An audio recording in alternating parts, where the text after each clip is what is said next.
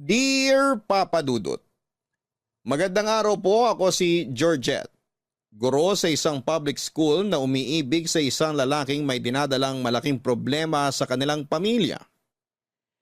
Naging maayos naman ang relasyon namin ni Lino pero sa kasamaang palad ay hindi ito nagtagal dahil nakaapekto sa pagsasama namin ang alitan nila ng kanyang ama. Ganon pa man, nananatili kaming magkaibigan ni Lino hanggang sa biglang namatay ang tatay nito. Dahil doon ay bigla na lang umalis si Lino at nagpakalayo-layo nang hindi man lang nagpapaalam sa akin. Naghintay ako para sa kanyang pagbabalik, Papa Dudut. Pero taon nang lumipas ay never siyang nagparamdam sa akin. Nawala na ako ng pag-asa na magkikita ulit kami kaya nag-move on na lang ako mula sa kanya. Doon po dumating sa buhay ko ang kaibigan ni Lino na si Billy. Niligawan niya ako matapos ang chance encounter namin sa isang cafe. Dahil matagal nang mag-isa ang puso ko ay sinubukan kong magmahal ulit at sinagot ko si Billy. Noong mga panahong yon ay tuluyang ko nang nakalimutan si Lino. Naging masaya naman ako sa piling ni Billy. Sa katunayan ay handa nga akong pakasalan siya kapag nag-propose siya sa akin. Ganon ako kaseryoso sa kanya, Papa Dudut, pero ang marriage proposal na inaasahan ko ay naging mailap. Okay lang naman yon para sa akin. Wala mang singsing ay nagpatuloy ang magandang relasyon namin ni Billy. Hanggang sa isang araw, ang mundo ko'y biglang bumaliktad nang bigla na lang bumalik si Lino sa buhay namin nang walang pasabi. Nung nalaman ko ang balita ay agad ko siyang pinuntahan kasama ang nooy boyfriend kong si Billy.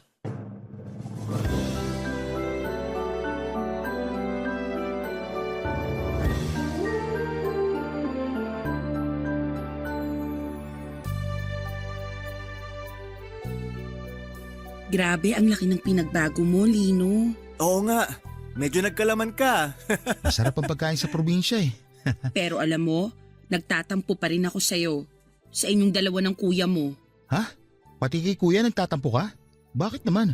Alam pala niyang sa Tugigaraw ka nagtatago tapos hindi man lang niya sinabi sa akin. Ah, yun ba? Pasensya na. Sinuben ko kasi siya na wag na lang muna niya ipagsabi kung nasan ako.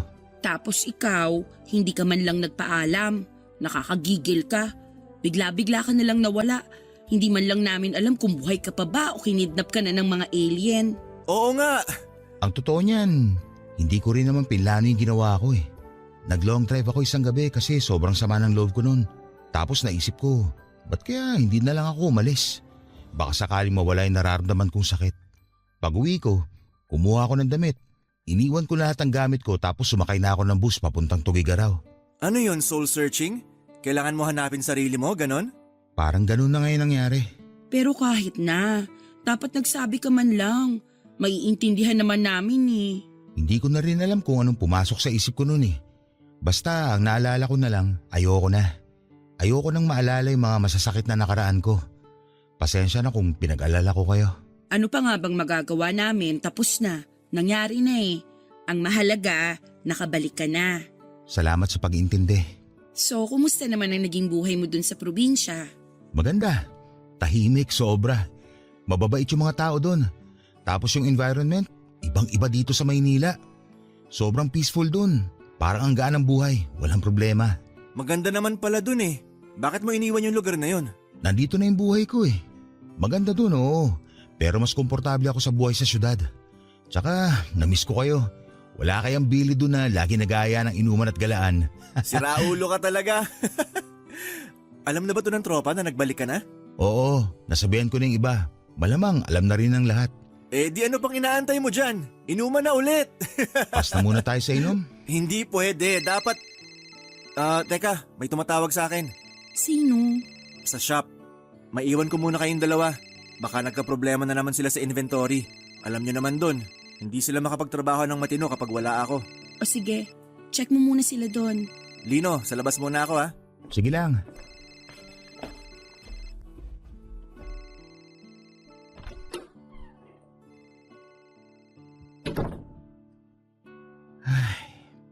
Ngayon ko lang nalaman Close pala kayo ni Billy? Ha? Tungkol pala dyan. Boyfriend ko na si Billy, Lino. Ha? Kailan pa? Matagal na. Mahigit 1 taon na rin kaming dalawa. 1 taon na? Hindi mo na ako nahintay? Nawala ka, Lino. Umalis ka nang walang paalam, nang walang pasabi kung kailan ka babalik. Anong hihintayin ko kung hindi naman ako sigurado kung babalik ka pa ba o hindi na? I'm sorry. 2 taon kang nawala. Tapos aasahan mo open arms kitang tatanggapin pagbalik mo? Hindi ganun yun, Lino. Hindi ako rest house na pwede mong iwan ng mahabang panahon tapos babalikan mo lang kapag trip mong magbakasyon. Hindi naman ganun ang turing ko sa'yo eh. Oo, hindi nga. Pero ganun yung ginawa mo sa akin. Kaya wag mo akong sasabihan na hindi kita nahintay. Dahil matagal na panahon din akong naghintay sa'yo bago ko pinapasok si Billy sa puso ko.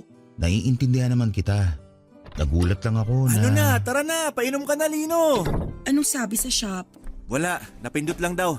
Ano, Lino? Kung ayaw mong uminom, gusto nyo lumabas na lang tayo? Kailangan nating i-celebrate yung pagbabalik mo. Tatawagan ko yung tropa. Next time na lang siguro. Ako na lang mag-aaya sa susunod.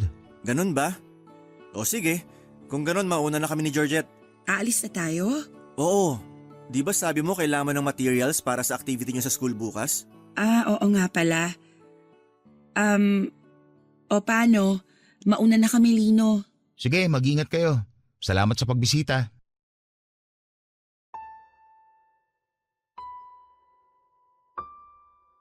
Papadudot, maayos naman ang naging pagtanggap ni Lino sa relasyon naming dalawa ni Billy. Pero kahit ganoon ay hindi niya ikinaila na medyo na-disappoint daw siya dahil hindi ko raw siya nahintay. Nangako kami sa isa't isa na maghihintayan kami pero binugo ko siya. Hindi naman siya nagalit sa ginawa ko dahil alam niyang may kasalanan din siya sa nangyari at totoo naman yon. Never siya nagparamdam o nag-update man lang sa buhay niya ng ilang taon at hindi rin naman pwedeng forever na lang akong maghintay para sa kanya. Masaya ako na naging maganda ang outcome sa ginawang paglayo ni Lino. Napakalaki ng ipinagbago nito. Sa totoo lang ay parang mas nag-glow up pa nga siya. Nadagdagan ang timbang nito.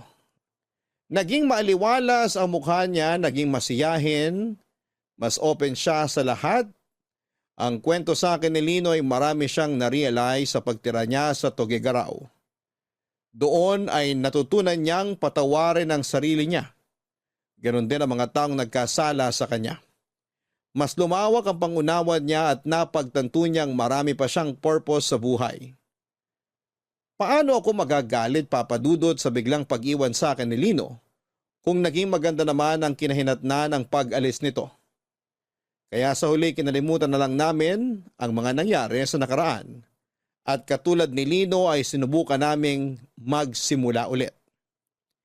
Ang problema kung ang lahat ay masaya dahil sa pagbabalik ni Lino, isang tao naman ang nagkaroon ng pangamba. Walang iba kundi ang boyfriend kong si Billy. At yun mismo ang inamin niya sa akin, Papadudot. Georgette, sandali. Ipagbubukas kita ng sasakyan. Ay wow, ang sweet naman. Anong nakain mo ngayon, ha? Dati naman na akong sweet ah. I mean, mas extra sweet ka ngayon. Ayaw mo nun? Pumasok ka na. Salamat.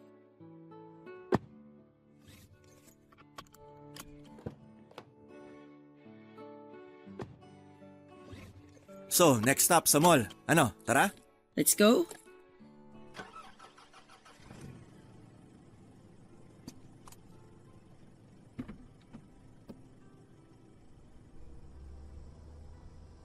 So, kumusta ka naman? Okay naman ako. Bakit mo natanong? Wala naman. Gusto ko lang malaman kung anong nararamdaman mo ngayong nagbalik na si Lino. Masaya. Kasi at least alam nating okay na siya ngayon.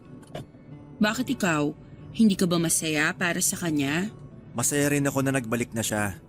Pero Walang pero, masaya talaga ako. parang may something na ayaw mong sabihin eh. Ano yon? Sabihin mo na. Iniisip ko lang kung bakit siya bumalik.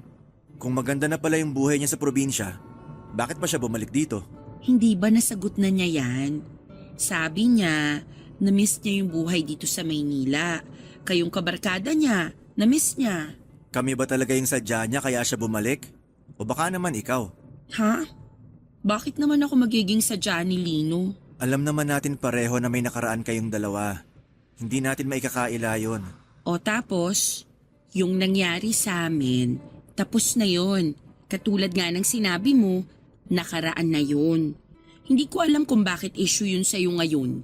Hindi naman siya issue sa akin. Napapaisip lang ako kung isa ka ba sa rason kaya niya iniwan yung buhay niya sa probinsya at bumalik siya rito. Hindi ko alam. Pero kung sakali mang isa ako sa mga rason kung bakit siya bumalik, may problema ba dun? Para sa akin meron. Ano? Ano namang magiging problema dun? Kasi baka ibig sabihin nun may inaasahan pa siya sa'yo. Gusto ka pa niyang balikan, ganon. Billy, hindi na mangyayari yun. Nasabi ko na kay Lino na ikaw na ang boyfriend ko ngayon. Malinaw na sa kanya na wala na siyang babalikan. Kung sakali bang hindi naging tayo, may chance ba na maging kayo ulit ngayong nagbalik na siya? Yung mga tanong mo, mga tanungan ng taong overthinker eh. Kailan ka pa naging overthinker? Simula nung na-realize ko na malaki ang chance na may kaagaw na pala ako sa'yo. Alam mo, Billy, hindi mo na kailangan mag-overthink. Kasi wala na mga agaw sa akin. Kung ano mang namagitan sa amin ni Lino noon, tapos na yon. Sigurado ka ba? Oo naman. Natatakot lang naman ako na baka biglang bumalik yung feelings niyo sa isa't isa eh. Hindi na mangyayari yon kasi ikaw na yung mahal ko. Ikaw ang boyfriend ko. Salamat sa assurance. Huwag mo nang isipin yung mga bagay na yan kasi tinatakot mo lang sarili mo.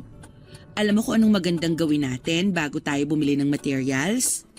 Daan muna tayo sa resto. Kumain tayo ng dinner. Kasi kanina pa ako gutom eh. Mabuti pa nga. May alam akong masarap na resto malapit sa mall na pupuntahan natin. Go! Tara! Sa mga sumunod na linggo ay walang ibang ginawa si Lino kundi ang balikan ng mga kaibigan at kamag-anak na bigla na lang niyang iniwan. Lahat sila in-update niya tungkol sa buhay niya at humingi na rin ng pangunawa sa biglang pagkawala niya. Kabilaan noon ang paglabas ng magbabarkada dahil na-miss nila si Lino. At dahil nasa parehong barkada si Billy ay palagi rin ako naiimbitahan sa mga ganap nila noon. Papadudot isang bagay ang napansin ko kay Lino tuwing magkakasama sila ng barkada niya. Kahit umuulan ang alak ay hindi na umiinom pa si Lino.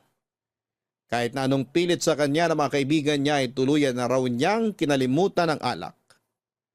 Para bang naging allergic na siya doon.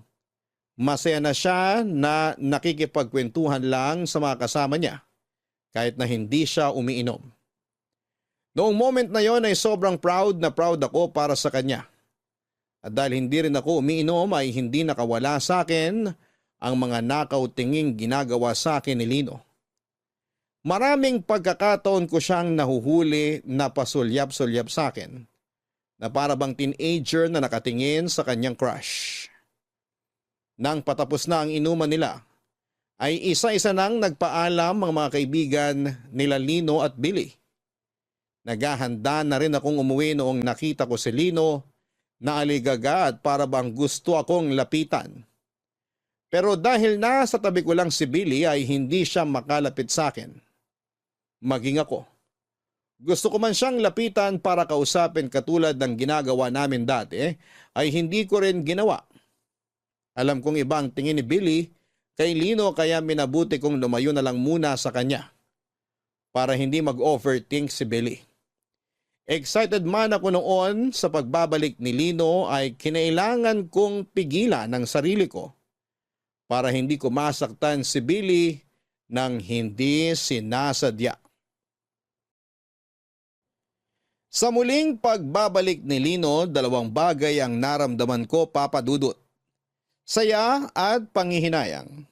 Saya dahil sa wakas ay okay na siya. Wala na siyang dinadalang mabigat sa puso niya. Panghihinayang dahil hindi ko maiwasang isipin ang katanungan na kung hinintay ko ba siya, ay ano kaya ang magiging relasyon namin ngayon. Ayoko mang aminin noon pero iba pa rin ang tingin ko kay Lino. Alam kong iba pa rin ang attachment na nararamdaman ko sa kanya kahit na ilang taon na kaming nagkahiwalay. Kaya nga minsan kapag nagkayayaan ang barkada nila Lino at Billy ay minsan ay hindi na lamang ako sumasama para maiwasan ko si Lino. Alam ko kasi sa sarili ko na hindi maganda ang nararamdaman ko para sa kanya. Ganon din naman ang ginawa ni Lino na lumayo at umiiwas din sa akin bilang respeto na rin sa relasyon namin ng kaibigan niyang si Billy. Litong-lito ako noon sa nararamdaman ko. Hindi ko alam kung dahil ba sa sobrang na-miss ko lang si Lino, kaya ako nagkakaganon. O baka naman hindi pa talaga ako tuluyang nakaka-move on mula sa kanya. Masaya naman ako that time sa piling ni Billy. Masaya ako at kontento na ako sa relasyon naming dalawa. Handa na nga akong magpakasal sa kanya noon pero nang bumalik si Lino ay para bang nagbago ang tibok ng puso ko. At hindi ko gusto ang nararamdaman kong yon. Ang pagkalito ng damdamin ko ang ibinahagi ko kay Tati para masagot ang katanungan sa puso ko. Pero kung sakali sana maurong yung date ng event para naman kahit papano makapagpahinga tayo, no? Sa tingin mo? Hoy! Okay ka lang? Ha? Nakikinig ka ba sa sinasabi ko? Kanina ka pa nakatunga nga dyan sa sopas na kinakain mo ah. Ano ba yung sinabi mo? Wala. Huwag mo nang isipin yon. Sagutin mo na lang yung tanong ko, okay ka lang ba? Oo naman. Bakit naman ako hindi magiging okay? Kasi, pansin ko nitong mga nakaraang araw, parang wala ka sa sarili mo. Para bang ang lalim-lalim lagi ng iniisip mo? Marami lang talaga akong iniisip ngayon. Paperworks, activities sa school, tapos malapit na exams ng mga bata. Ewan ko, sobrang crowded ng utak ko ngayon. Yun lang ba talaga? Oo, wala nang iba pa. Kasi, napansin ko rin na nagkaganyan ka simula nang bumalik na si Lino. Ha? Hindi ah. Ay nako, Georgette. Ako pa ba ang paglilihiman mo? Kilalang kilala na kita? Sabihin mo nga sa akin yung totoo. May kinalaman si Lino sa nangyayari sa'yo ngayon, ano? Sige, sasabihin ko sa iyo ang totoo pero sa atin na lang to ha. Go! Ano ba kasing meron? Tama yung hinala mo na may kinalaman nga si Lino sa kung bakit ako nagkakaganito. Wait, sa paanong paraan? Ginugulo ka ba niya? Hindi naman pero unconsciously. Oo. Unconsciously? Paano? Oy, huwag mong sabihin may gusto ka pa rin dun sa tao.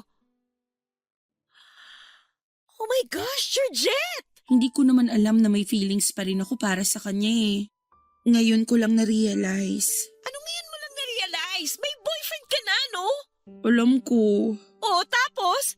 Dapat wala ka ng ganyang-ganyang nararamdaman pa sa ex mo. Hindi ko nga rin alam eh.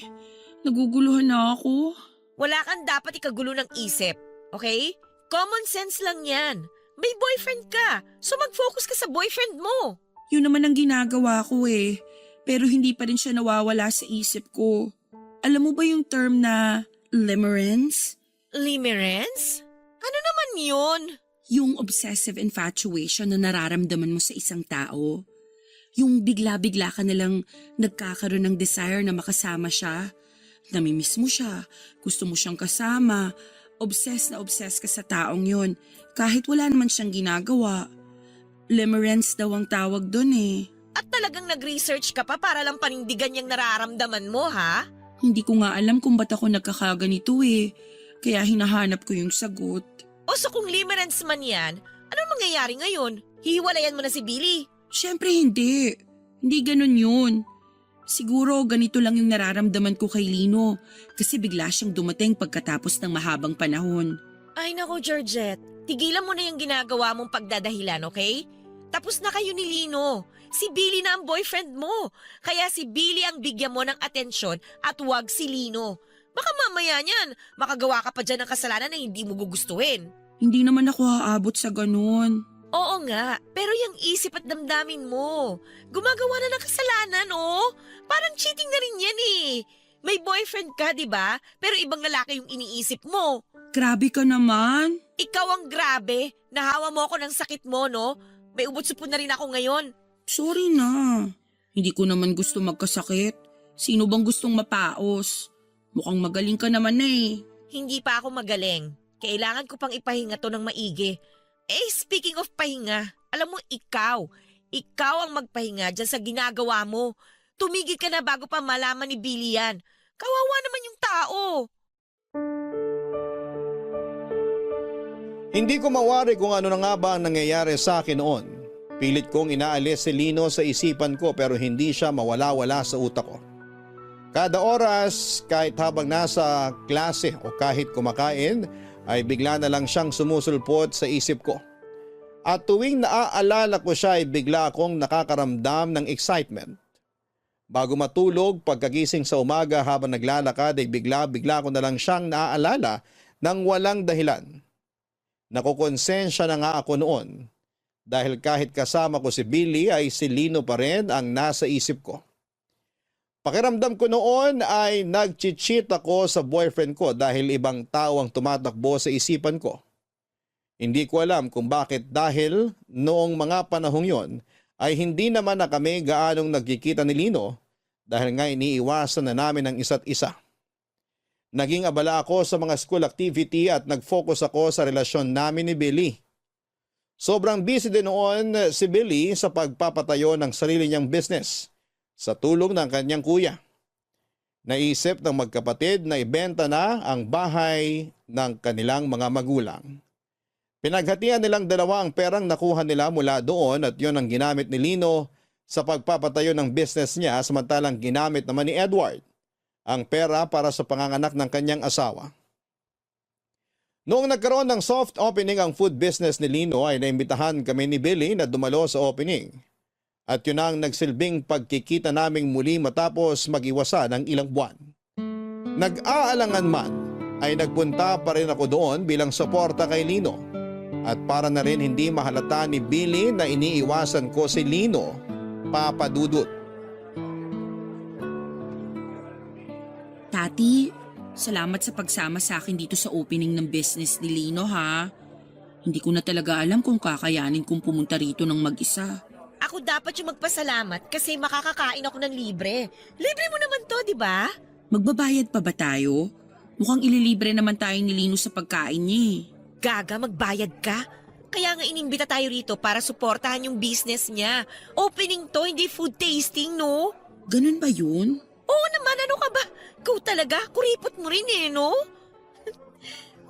Teka, bakit pala nandito tayo sa sulok? Bakit hindi tayo jumoin dun sa grupo nila dun sa harap? Ay, ayoko.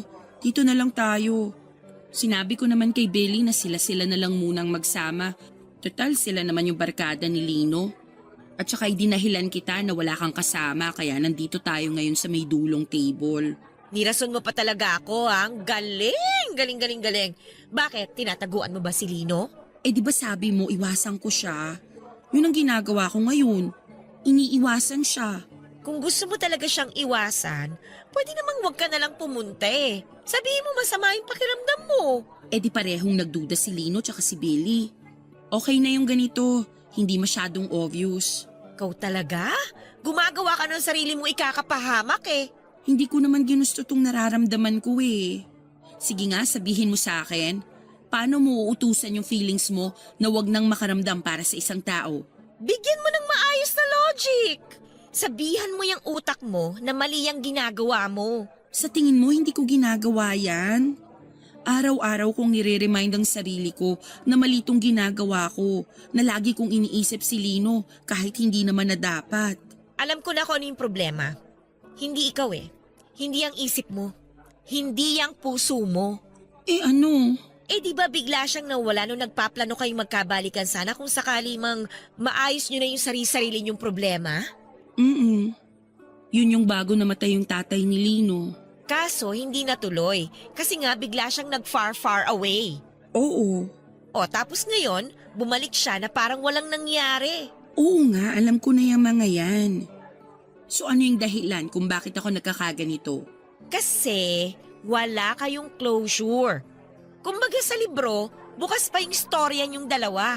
Hindi pa natatapos, wala pang ending.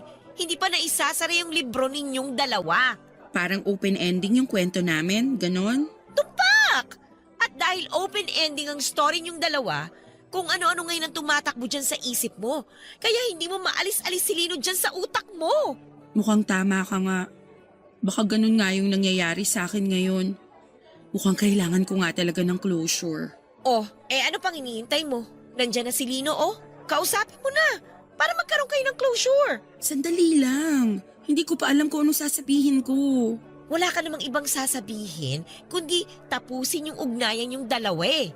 Sabihin mo sa kanya na isasara mo na yung storya nyo, na wala ng sequel, wala ng part 2, ending na talaga.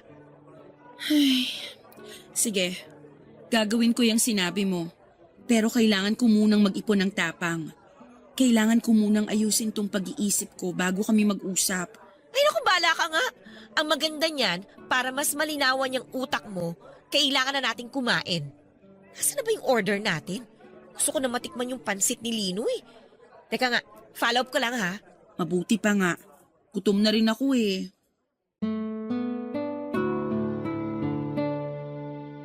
Mabuti na lang at kasama ko si Tati noong araw na yon dahil parang nagsimula nang magkaroon ng awkwardness sa pagitan namin ni Lino, lalo na tuwing magkakasama kaming tatlo nila Billy. Noong time na yon ay inilayo ko ang sarili ko sa kanila. Hinayaan ko na lamang silang magbabarkada na magsama-sama samantalang ako ay kasama ko naman si Tati sa gilid lang. Successful ang naging opening ng food business ni Lino, Papa Dudut. Marami ang sumuporta sa kanyang kaibigan kaya naman dinumog ng tao ang soft opening ng kanyang kainan. Isa sa mga naging mabili ay ang specialty nitong pansit batil patong na sikat palang pagkain sa Tugigaraw. Naisip ni Lino na dalhin ang recipe na yon sa Maynila dahil tiyak siyang kakagatin daw ito ng masa at gano'n na nga ang nangyari. Inaluan niya ng modern fusion ng naturang pagkain para maging in, hindi lang sa masa kundi pati na rin sa mga kabataan. Maliban sa pansit ay kasama rin sa menu ang ilang sikat na pagkaing Pinoy na hinaluan ng twist.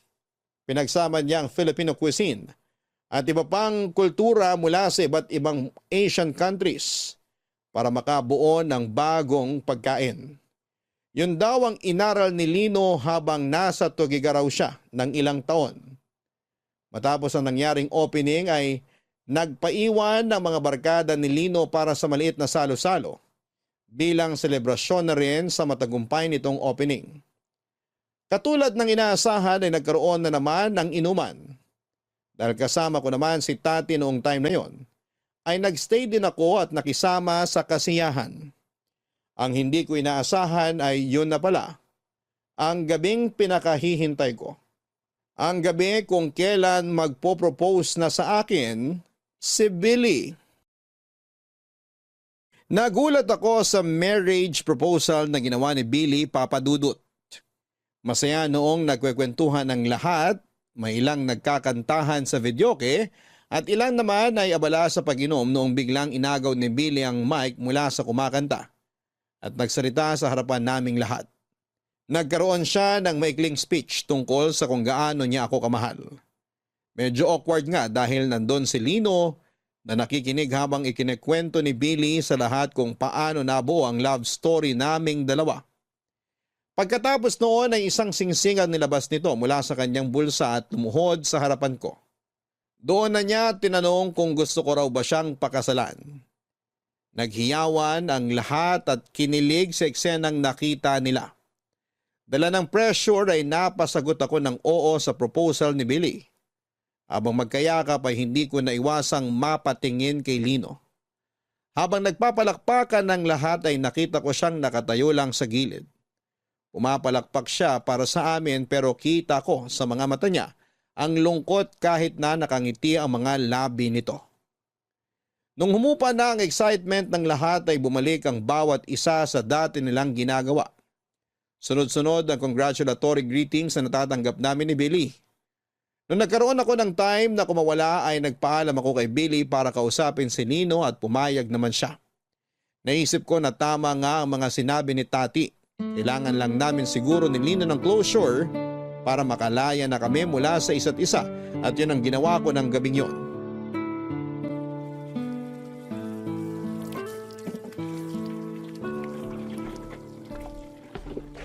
Lino, busy ka ba? Oh, ikaw pala. Hindi naman ako busy. Tinatapos ko lang itong mga nagamit na pinggan para wala na hugasin bukas. Bakit? Pwede ba tayong mag-usap? Oo naman. Anong meron? Hindi ko alam kung dapat pa ba natin tong ungkatin pero gusto ko sanang pag-usapan natin yung nangyari sa atin noon. Anong ibig mo sabihin? Yung past natin. May dapat pa ba tayong pag-usapan tungkol doon? Ang awkward naman nito. Sige, wag na lang. Georgette, sandali. Makikinig ako. Ano yung gusto mong pag-usapan natin? Yung nangyari sa atin noon. May mga pinagsisisihan ka ba sa nangyari? Sa naging takbo ng relasyon natin? Kung gusto mong malaman kung may pinagsisisihan ba ako sa naging takbo ng relasyon natin, ang sagot ko oo. Marami. Marami akong pinagsisisihan sa mga ginawa ko na kung mababalik ko lang yung nakaraan, marami akong babaguhin. Marami akong gustong gawin. Nagsisisi ka saan? Saang parte? Kasi kung ako ang tatanungin mo, wala akong pinagsisisihan sa relasyon natin.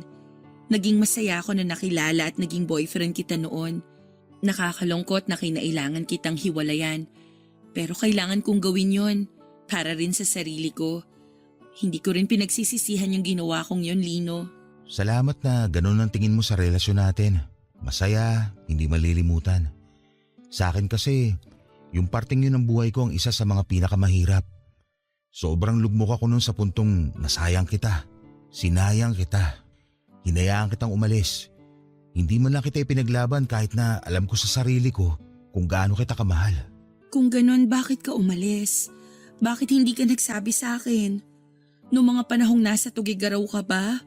Ni isang beses? Naalala mo man lang ba ako? Araw-araw. Hindi mo alam kung gaano ang paghihirap na tiniis ko na ginawa ko para pigilan ang sarili ko na kontakin ka. Walang araw na hindi ka pumasok sa isip ko. Ang problema lang, hindi dumapo sa isip ko na habang nagtatago ako at inaayos ang buhay ko, naiwan kitang naghihintay, umaasa na mag-isa. Nung nalaman mong kami na ni Billy, anong unang pumasok sa isip mo? Nangyari na yung kinatatakutan ko na nawala na yung pagmamahal mo para sa akin, na masyado na akong huli. I'm sorry kung hindi ko na panindigan yung pangako ko sa'yo na hihintayin kita. Hindi mo kailangan panindigan yon dahil hindi mo na maresponsibilidad na hintayin magbago ko. Isa sa mga natutunan ko sa relasyon natin yung hindi ko dapat binibigyan ng alalahanin yung tao minamahal ko. Kaya humihingi rin ako ng tawad sa mga responsibilidad na ibinigay ko na kung tutuusin, hindi mo naman dapat trabaho. Wala na sa akin yon. Ako naman yung nagkusa Pero sa huli, hindi ko rin naman napanindigan. Pero kalimutan na natin yon. Alam mo kung anong maganda sa sitwasyon natin ngayon? Ano? Kung ano man yung nangyari sa atin noon, tapos na yon. Pwede na natin siyang kalimutan at hayaan na lang sa nakaraan. Ang mahalaga, marami tayong natutunan sa nangyari. Ngayon, pwede na tayong magsimula ulit sa kanya-kanya nating buhay. Tama ka naman. At mukhang gano'n naman yata ang ginagawa natin ngayon, hindi ba? Oo nga, ganun nga. Anyway, congratulations pala sa business mo. Successful ang first day. Masaya ako para sa'yo, Lino. Salamat. Masaya rin ako para sa inyo ni Billy. Umasa kang susuportahan kong pagsasama niyong dalawa. Maraming salamat. Georgette, Lino, nandito lang pala kayo Kung saan-saan ko kayo hinahanap. Ano, tara na? Aalis na ba kayo? Oo, nauna na rin yung iba. Mga lasing na Ikaw, kaya mo bang magmaneho? Oo naman. Kanina pa naman ako tumigil sa pag-inom Kaya nakapagpahinga na ako. Nawala na yung amats ko. O sige, tara na. Lino, maraming salamat sa pag-invite. Walang anuman. Mag-ingat kayo pa uwi ha. Salamat, mauna na kami.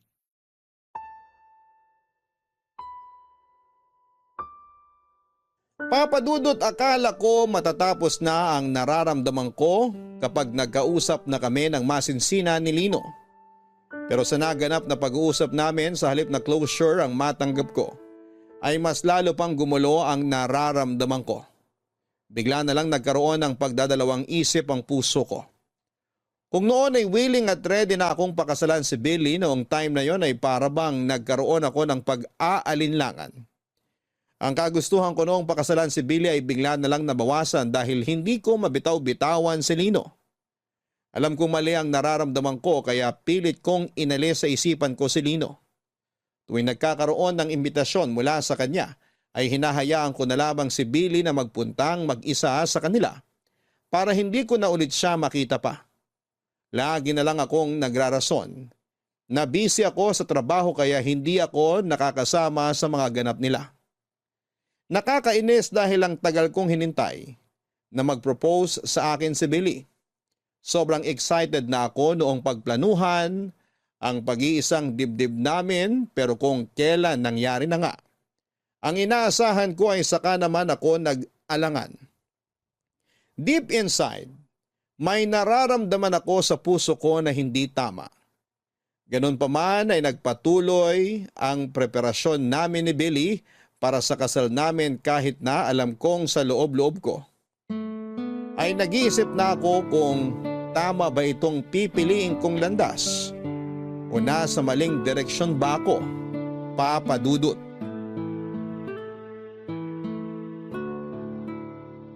Oh, tingnan mo to. Parang maganda to. Modern rustic wedding. Pero panigurado magastos to. Vintage kaya? O normal wedding na lang? Ano nga ulit yung sabi mo nun? Di ba gusto mo ng garden wedding ba yun o beach wedding? Kasi yung panahon kasi natin ngayon, mahirap tiyempuhin eh. Kaya hindi rin advisable na mag-outdoor wedding. Ano sa tingin mo? Aha, mahirap nga. Ano ba? Ano pa bang suggestion mo? Georgette, okay ka lang ba? Ha? Parang wala ka namang kalatoy-latoy ngayong araw. Masama ba pakiramdam mo? Ay hindi, hindi okay lang ako. Maayos naman pakiramdam ko. Eh bakit parang wala ka namang interest dito sa pinag-uusapan natin? Bumili pa nga ako ng wedding magazine kasi akala ko magugustuhan mo to. Pero parang nasa ibang dimension naman yung isip mo. Sorry, puyat kasi ako kaya hindi pa nagfa-function ng maayos tong utak ko. Gusto mo ba ng kape? Mag-order ako. Hindi na, salamat. Nagkape na ako sa bahay kanina. Dati-rati kapag kasal ang pinag-uusapan, sobrang excited mo. Bakit ngayon di ko na maramdaman yung excitement mula sa'yo? Marami lang talagang tumatakbo sa isip ko ngayon. Pasensya ka na ha. Tulad ng, Basta, sabihin mo na. napaisip lang ako. Aware ka pala na matagal ko nang gustong magpakasal? Akala ko hindi mo lang magets yung ginagawa kong pagpapapansin noon. Oo naman. Lagi mo kayang binabanggit sa akin yung pagpapakasal. Hindi mo man sinasabi directly pero ramdam ko. Pero bakit ngayon ka lang nag-propose sa akin? Kung ganong alam mo na pala yung gusto ko. Siyempre hindi naman ganun kadaling magpakasal, Georgette. Kailangan ko pa rin pag-isipan yun ng maigi. Hindi basta-basta ginagawa yung desisyon na yun. Oo, naiintindihan ko naman na hindi ganon kadali ang magdesisyon. Pero bakit ngayon? Bakit biglang naisip mo na gusto mo na palang magpakasal ngayon? Anong dahilan? Anong meron ngayon na wala noon? Hindi ko alam na kailangan pala ng interview pagkatapos ng proposal. Marami kasi tayong bagay na kailangan i-consider bago magpakasal. Siyempre yung expenses, yung status natin kung kaya ba nating bumuo ng pamilya and whatnot. Tapos siyempre kailangan ding ready tayo mentally.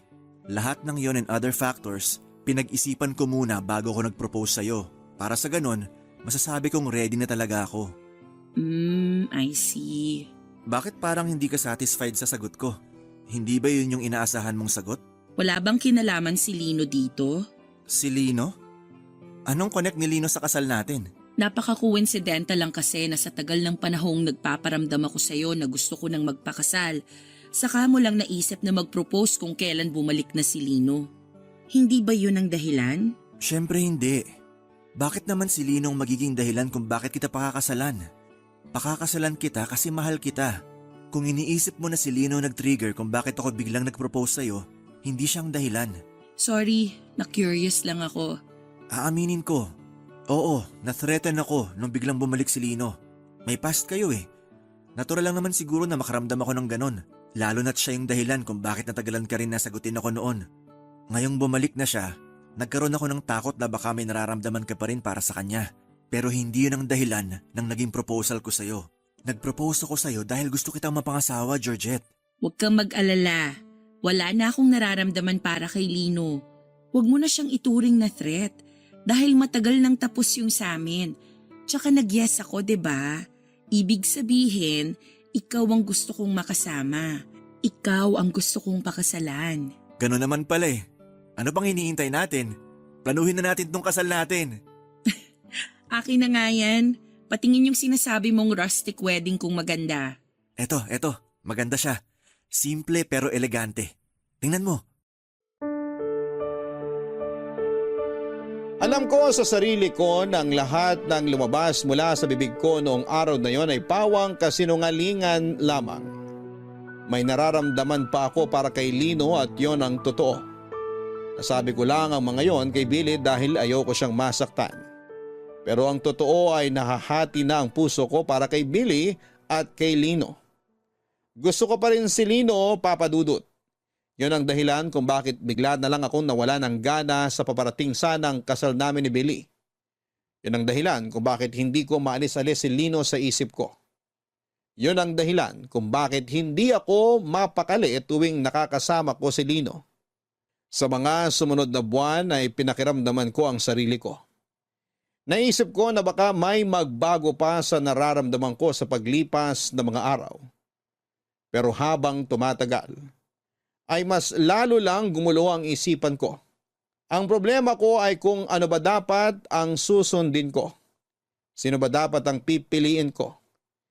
Hindi ko alam kung susundin ko ba ang sinasabi ng isip ko na ipagpatuloy ko na lang ang nasimula namin ni Billy. Dahil siya naman ang nandyan noong nawalan ako ng kasama. Mahal ako ni Billy, ramdam ko yon at mahal ko rin naman siya. Pero kung ako ang tatanungin ay iba ang isinisigaw ng puso ko. Mas matimbang ang pagtingin ko para kay Lino kumpara kay Billy. Ang mahirap ay hindi ko alam kung alin ba ang tamang gawin. At noong mga panahong yon ay gulong-gulo na talaga ako.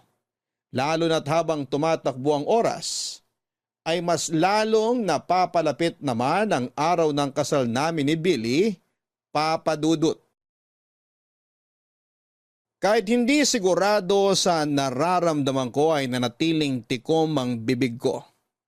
Sumabay na lamang ako sa agos at nakipag-cooperate sa mga preparation para sa kasal namin ni Billy.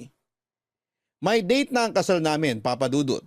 Nakaredy na rin ang buong entourage at may mga nakausap na kami pagdating sa catering, photography at pati sa venue. Handa na ang lahat maliban sa akin at hindi ko alam kung papaano ko aaminin kay Billy na nagkaroon na ako ng cold feet o ang kawalan ng kumpiyansa kung dapat ko bang ituloy ang pagpapakasal. Ayoko siyang saktan pero sa parehong pagkakataon ay naisip ko na kung ipagpapatuloy ko ang kasal, nang hindi ako sigurado ay dalawa kami ni Billy ang magsasuffer.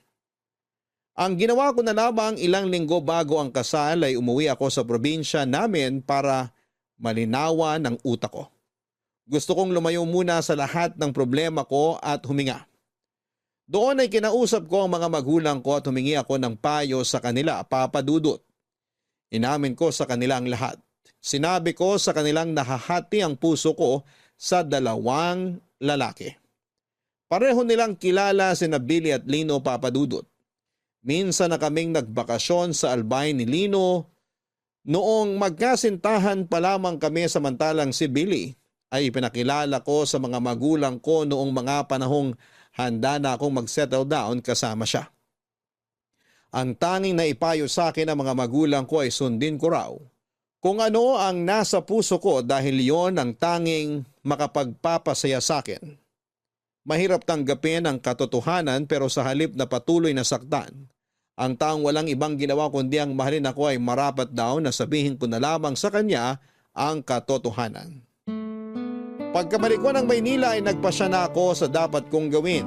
Una kong kinausap si Billy, pagkabalik ko, Papa Dudut.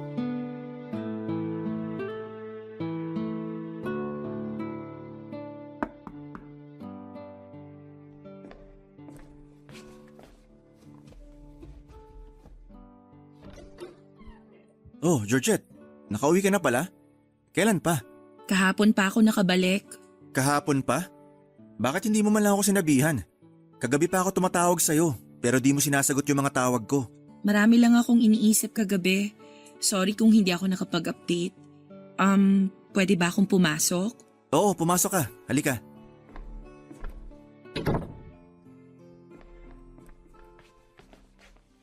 Upo ka muna rito. Salamat. Pasensya na sa kalat. Nasa kalagitnaan ako ng paglilinis eh. Nag-lunch ka na ba? Sakto, nagluluto ako ngayon. Huwag ka na mag-abala. Tapos na akong kumain. Ganun ba? O sige, drinks na lang. Billy, kailangan nating mag-usap. Okay. Tungkol saan? Nagpunta ako sa probinsya, hindi dahil may emergency si nanay. Umuwi ako sa amin para makapag-isip-isip. Isip-isip? Anong kailangan mong pag-isipan? Nitong mga nakaraang buwan, sobrang naguluhan yung isip ko. Hindi ko alam kung ano ba tong nararamdaman ko. Sobrang litong-lito na ako kaya umalis ako. Umuwi ako sa amin para malinawan ang isip ko. Georgette, hindi kita maintindihan. Hindi pa ako handang magpakasal, Billy. Ha? Bakit? Paanong hindi ka pa ready? Hindi ready saan? Gusto mo bang ilipat yung date ng kasal natin? Hindi yung date ng kasal ang problema. Ano? Ako. Ako yung problema. Billy, sorry pero ayoko nang magpakasal sa'yo. Bakit? Ano yung rason kung bakit ayaw mo nang ituloy yung kasal? Dahil ba to kay Lino? I'm so sorry. Sorry kung nagsinungaling ako sa'yo. Sorry kung pinaasa kita pero ang totoo, may nararamdaman pa rin ako para kay Lino. Akala ko mawawala din to kalaunan pero habang tumatagal, mas lalong lumalakas yung feelings ko para kay Lino eh. Hindi ko alam kung bakit pero yun yung totoong nararamdaman ko. Si Lino pa rin ang laman ng puso ko magpahanggang ngayon. Kung ganon, wala na talaga akong magagawa. Kahit ipaglaban ko tong pagmamahal ko sa'yo, matatalo pa rin ako kasi hindi naman talaga ako yung totoong mahal mo. Tama ba? Lahat ng ipinakita ko sa'yo noon, totoo ang mga yun. Nagkagusto ko sa'yo. Minahal kita. Ikaw na nga yung lalaking inakala kong makakasama ko habang buhay eh. Pero nung dumating si Lino, nakita ko kung paanong mas matimbang pa rin yung pagmamahal ko para sa kanya. Inaasahan ko na yan. Alam ko naman na may nauna na dyan sa puso mo. Kaya nga ako na-threaten nung bumalik si Lino kasi alam kong kapag nangyari yung kinakatakot ko, wala akong laban sa kanya. Hanggang sa nangyari na nga. Dumating na yung araw na ayaw kong mangyari. Yung piliin mo siya kesa sa akin. I'm so sorry. Sana mapatawad mo ko. Natanong mo sa akin dati kung bakit natagalan bago ko nag-propose sa'yo.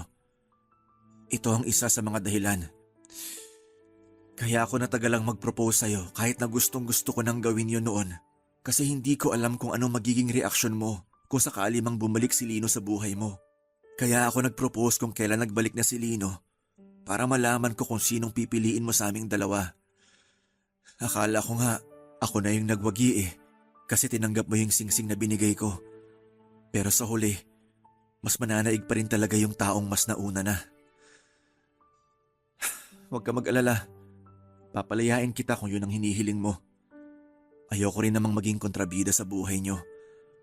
Masakit para sa akin pero mas masakit kung ako yung pipiliin mo kahit hindi naman ako yung totoong mahal mo.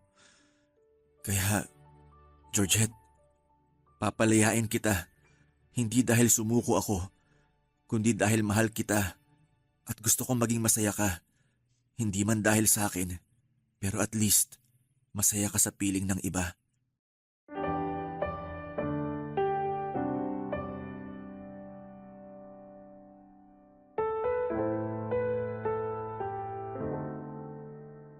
Isa na siguro sa pag-uusap namin yon ni Billy sa mga pinakamasakit na ginawa ko sa buong buhay ko. Napakabigat sa dibdib na harap-harapan kong winasak ang puso niya. Mahirap man pero yon ang nararapat kong gawin dahil noong mga panahong yon ay unti-unti nang nawawala ang intimacy na nararamdaman ko para sa kanya. Marahil ay maraming magagalit sa naging desisyon ko. Pero kung mauulit man ang araw na yon ay gagawin ko pa rin ito. Kahit na mahirap dahil yon ang nararapat. Wala nang ibang nagawa si Billy kundi ang tanggapin ang katotohanan Nagulat ang lahat noong nalaman nila ang balitang hindi na matutuloy ang kasal. Isa-isa naming tinawagan ang mga kinontrata namin para i-cancel na ang mga reservation na ginawa namin. Pagkatapos noon ay nagpakalayo-layo si Billy para makalimot at naintindihan ko ang ginawa niyang yon. Hindi na ulit kami nagkausap matapos ang paghihiwalay naming dalawa. Nakakakonsensya man ang ginawa ko pero mas maganda na yon kesa itinuloy ko ang buhay na alam ko namang hindi rin magtatagal.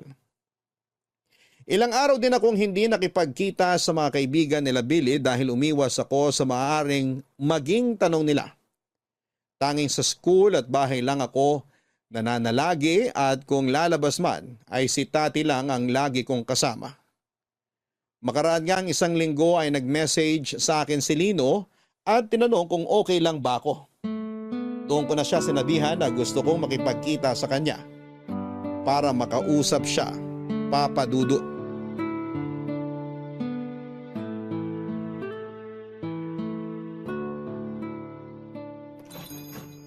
Good morning! Uy, Georgette, ang aga mo naman. Kabubukas pa lang namin ah. Maaga akong nagising. Gusto kong magpahangin kaya naisip kong dumaan na lang dito sa restaurant mo. Sakto, katatapos ko lang magluto ng breakfast. Sumabay ka na sa amin. Salamat! Kamusta ka na pala? Okay ka na ba? I mean, for sure mahirap yung nangyaring hiwalayan niyo ni Billy. Maayos naman ako ngayon. Mahirap para sa aming dalawa yung nangyari pero yun ang kailangan naming gawin para hindi na kami mas lalong mahirapan. Alam kong medyo maaga pa to para tanungin. Pero ano ba kasing nangyari? Pwede ko bang malaman yung dahilan kung bakit kayo naghiwalay? May nangyari ba? Hindi mo ba talaga alam kung bakit? Hindi. Nakausap ko si Billy pero wala siyang ibang sinabi sa akin. Kundi ako na raw ang bahala sa'yo. Alagaan daw kita. Lino, ikaw ang dahilan kung bakit ako nakipaghiwalay kay Billy. Ako? Hindi kita maintindihan. Simula noon hanggang ngayon, kahit lumayo ka pa, kahit matagal na tayong nagkahiwalay, ikaw pa rin talaga yung nasa puso ko eh. Ikaw pa rin yung gusto ko. Teka, akala ko ba tapos na tayo? Akala ko ba kailangan na natin kalimutan yung nangyari sa atin? Hindi ba sinabi mo na iwanan na lang natin sa nakaraan yung namagitan sa atin? Oo, alam ko. Sinabi ko yun kasi akala ko makakalimutan kita. Akala ko kaya kitang bitawan. Pero kahit anong pilit ko, hindi ka talaga maalis-alis sa puso ko eh. Ikaw pa rin talaga. Georgette, hindi ko alam kung anong sasabihin ko. Sabihin mo sa akin kung anong nararamdaman mo. Sabihin mo sa akin na tama yung desisyong ginawa ko. Hindi ko masasabi na tama yung ginawa mo, pero handa ko na saluhin ka. Handa ko na magsimula ulit kasama ka dahil yun din naman ang gusto kong mangyari. Kung ano man yung nararamdaman mo ngayon, ganun din ako, Georgette. Hanggang ngayon, ikaw pa rin ang gusto ko kahit na may iba ka nang minahal. Noong nalaman ko nga na may bago ka ng boyfriend, sobrang sakit nun para sa akin. Pero alam kong wala akong karapatang magreklamo dahil kasalanan ko rin naman eh. Iniwan kita at kung ano man yung mga bagay na ginawa mo nung wala ako, hindi ko pwedeng isisi sa'yo yun kasi ako yung nagkamali. Kaya ngayon masaya ako na malaman na ako pa rin pala yung gusto mong makasama at nagpapasalamat ako dun. Salamat. Sobrang lakas ng kabog ng dibdib ko ngayon kung alam mo lang. Ready naman ako eh kung sakaling nagbago na yung pagtingin mo sa akin. Kung hindi na ako yung gusto mo, tatanggapin ko yun pero mabuti na lang. Mabuti na lang talaga. Magsimula ulit tayo. Kalimutan na natin yung nakaraan. Gumawa ulit tayo ng bagong alaala para matabunan yung mga nangyari noon. Oo, gusto ko yan. Simulan na natin ngayon. Hi, ako pala si Lino, restaurant owner. Ulila na sa magulang pero heto't nagpapakatatag at nagsusumika para maging mabuting tao. Wala nang excess baggage, wala nang past trauma, wala nang issue sa buhay. Ako naman si Georgette, isang public school teacher na maraming nagawang maling desisyon sa nakaraan pero natuto at patuloy pa ring natututo para katulad mo maging mabuti ring tao. Nice to meet you, Lino. Nice to meet you too, Georgette. So, pwede na ba manligaw? Ligaw na agad? Pwede bang mag-breakfast muna? Oo nga pala. Halika na. Nakahanda na yung almusal sa kusina. Makakatikim na ba ako nung pansit ngayon? Lagi kasing sold out eh. Mamaya pa yun, pero sige. Ipagluluto kita ng special pansit patil patong ko. Hindi kami kaagad nagkabalikan ni Lino bilang respeto na rin kay Billy. Nagstay kami bilang magkaibigan ni Lino ng ilang buwan para malinawan ang puso't isipan namin bago kami magsimula ulit. Muli nanligaw sa akin si Lino at sinagot ko siya. Sa pagkakataong yun ay nagkaroon kami ng pangalawang pagkakataon para itama ang naunang relasyon namin. Natuto si Lino na iwan sa labas ng relasyon ang mga excess baggage niya. Samantalang ako ay natuto namang huwag umalis kapag may problemang pinagdadaanan ang partner ko. Pagkatapos ng 1 taon ay nagpakasal kami ni Lino. Ipinagpatuloy namin ang mga pangarap namin para sa isa't isa. At nagsama kami para bumuo ng sariling pamilya. Papadudot, ang kwentong ito ay nangyari 7 years ago. 39 years old na ako sa ngayon at may 3 anak na kami ni Lino. Sa kabilang banda, hindi naman nasira ang pagkakaibigan nila Lino at Billy dahil sa nangyari. After makamove on ay nagpatuloy ang friendship nilang dalawa. Sa katunayan, may sarili na ring pamilya si Billy ngayon kasama ang asawa niya na nakilala niya noong nagpakalayo-layo siya. Si Tati naman ay tumigil na sa pagtuturo matapos mag-boom ang business nito kung saan ay nagbebenta siya ng beauty products. Samantala, ang pamilya naman ng kuya ni Lino na si Edward ay nakatira ngayon sa Canada. Papadudot, ito po ang kwento naming dalawa ni Lino. Marami kaming pinagdaanan. Muntik na kaming mapunta sa maling direksyon. Pero tunay nga siguro na kung kayo ang tinadhana ay kayo talaga ang magsasama sa dulo. Maraming salamat po sa pagbabahagi ng aming kwento. At maraming salamat po sa lahat ng kabarangay na sumubaybay hanggang sa dulo. Mabuhay po kayong lahat and more power sa inyong programa. Ang inyong forever kapuso at kabarangay, Georgette. Minsan, second chance lang ang kailangan natin para ipagpatuloy ang naudlot na samahan na kinailangang itigil dahil hindi pa tayo handa sa naunang pagkakataon na ibinigay sa atin. Maraming salamat, Georgette, sa iyong kwento. Ang mahalaga ay pareho kayo nagbago ni Lino at patuloy kayong natututo mula sa mga pagkakamaling inyong naranasan sa nakaraan at mga pagsubok na inyong pinagdadaanan. Hanggang sa muli, ako po ang inyong si Papa Dudut sa mga kwento ng pag-ibig, buhay at pag-asa. Sa Barangay Love Stories number 1. Dear Papa Dudut, mahirap ang maiwan lalo na kung wala ng planong bumalik pa ang taong nang iwan sa'yo. Ganyan po ang nangyari sa akin nung bigla na lamang umalis ang taong minamahal ko ng walang paalam. Ako po si Georgette, isang guro na umiibig kay Lino.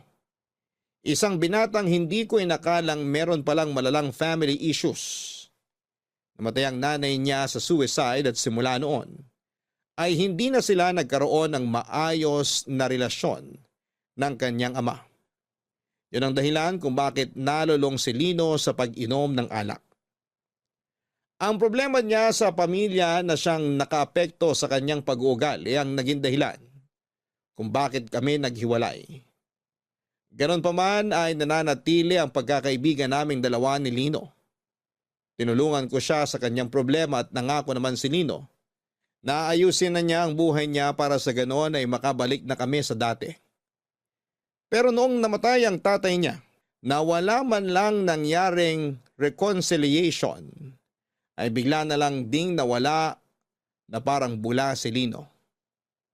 Nung una ay nakala naming nag-out of town lamang siya dahil naisip namin na baka nagluluksa pa rin siya sa biglang pagkawala ng tatay niya.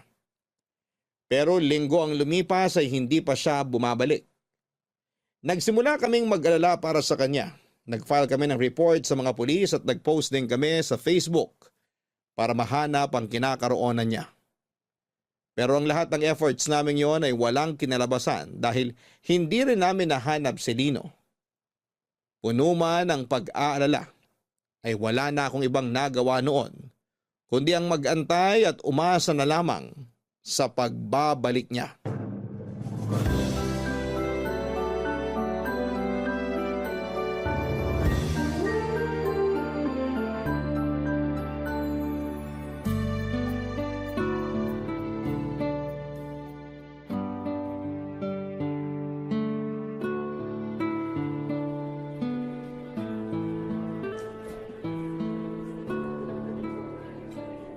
Aba, nagbabalik na pala ang bagong kasal ah. Bitin nga eh. Ilang araw lang yung leave na binigay sa akin, nakakainis. At least meron kesa naman wala. So kumusta naman ang buhay bagong kasal? Parang wala namang pinagbago. Nadagdagan lang ng singsing tong daliri ko. Yun lang. Sa bagay, matagal na nga pala kayong live-in ng mister mo kaya ganon. Pero syempre masaya kasi sa wakas, nakatali na kami sa isa't isa ng asawa ko. Congrats! Masaya ako para sa inyo. Salamat! Ikaw naman, kumusta ka na? Heto, maayos din naman ako kahit papano. Wala ka pa rin bang balita tungkol kay Lino? Wala pa nga eh. Hanggang ngayon naghihintay pa rin ako na sana kahit magparamdam man lang siya sa chat. Sabihan niya lang ako kung okay ba siya, kung nasa mabuti ba siyang kalagayan. Paano ka i-chat nun eh? Wala naman siyang social media, di ba? Alam naman niya yung cellphone number ko eh. Ano ba naman yung magpadala siya ng kahit message na, "Uy, wag mo na akong alalahanin, nasa maayos na ang kalagayan ko. Buhay pa ako, regards na lang sa iba." Kahit ganun lang, hindi yung pinag-aalala niya kami. Wala eh. Baka gusto lang siguro ng tao na mapag-isa muna.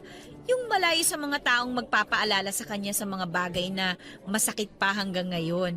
Alam mo naman, simulat sa pool, kahit ganun yung tatay niya, mahal na mahal niya yun. Kaya siguro nung namatayan siya ng ama, naisip niyang magpakalayo-layo muna. Gets ko naman yun at okay lang yun. Kung gusto niyang lumayo, kung gusto niyang mapag-isa, kung gusto niyang magtago para magluksa, wala namang kaso sa akin yun eh. Ang point ko lang naman, sana nagpaalaman lang siya sa akin o kahit sa kapatid niya. Wala na tayong magagawa. Nangyari na eh. Umalis na siya. Baka ayaw na muna niya siguro magpahanap sa ngayon. Siguro pwede. Pero paano kung hindi pala ganun yung nangyari? Paano kung may masama na palang nangyari sa kanya? Paano yung mga ginawa niya sa sarili niya? Baka mamaya bigla na lang natin mabalitaan sa TV na may bangkay na dyan sa tabi-tabi. Uy, ang morbid mo naman. Bakit ka naman ganyan mag-isip? Hindi naman siguro magagawa ni Lino yun. Nagawa niya ngang tumalon sa building nung bata siya after mamatay ng nanay niya eh. Ngayon pa kaya na namatay din yung paborito niyang magulang? Hindi yun magagawa ni Lino. Maniwala ka sa akin. Ikaw talaga kung ano yung mga pinag-iisip mo dyan. Pinapalala ng utak mo yung sitwasyon eh. Baka mamaya niyan, nandito ka't nag-aalala. Tapos yung tao, nagpapakasaya na pala kung nasaan man siya. Sana nga ganun na lang yung nangyari para kahit papano gumaan ang loob ko. Basta, balitaan mo na lang ako kung may update ka na sa kanya. O sige, kakonta ko naman yung kuya niya eh. Tara na, Lunis pa lang ngayon, may flag ceremony tayo. Ay oo nga, sandali lang, iche-check ko muna yung mga estudyante ko. Abangan na lang kita sa quadrangle ah. O sige, mamaya pala may itatanong ako tungkol sa LRN ng mga bata.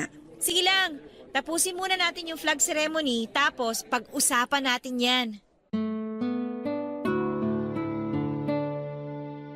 Sa mga sumunod na buwan ay nakipagtulungan ako sa kapatid ni Lino na si Edward para mahanap ito.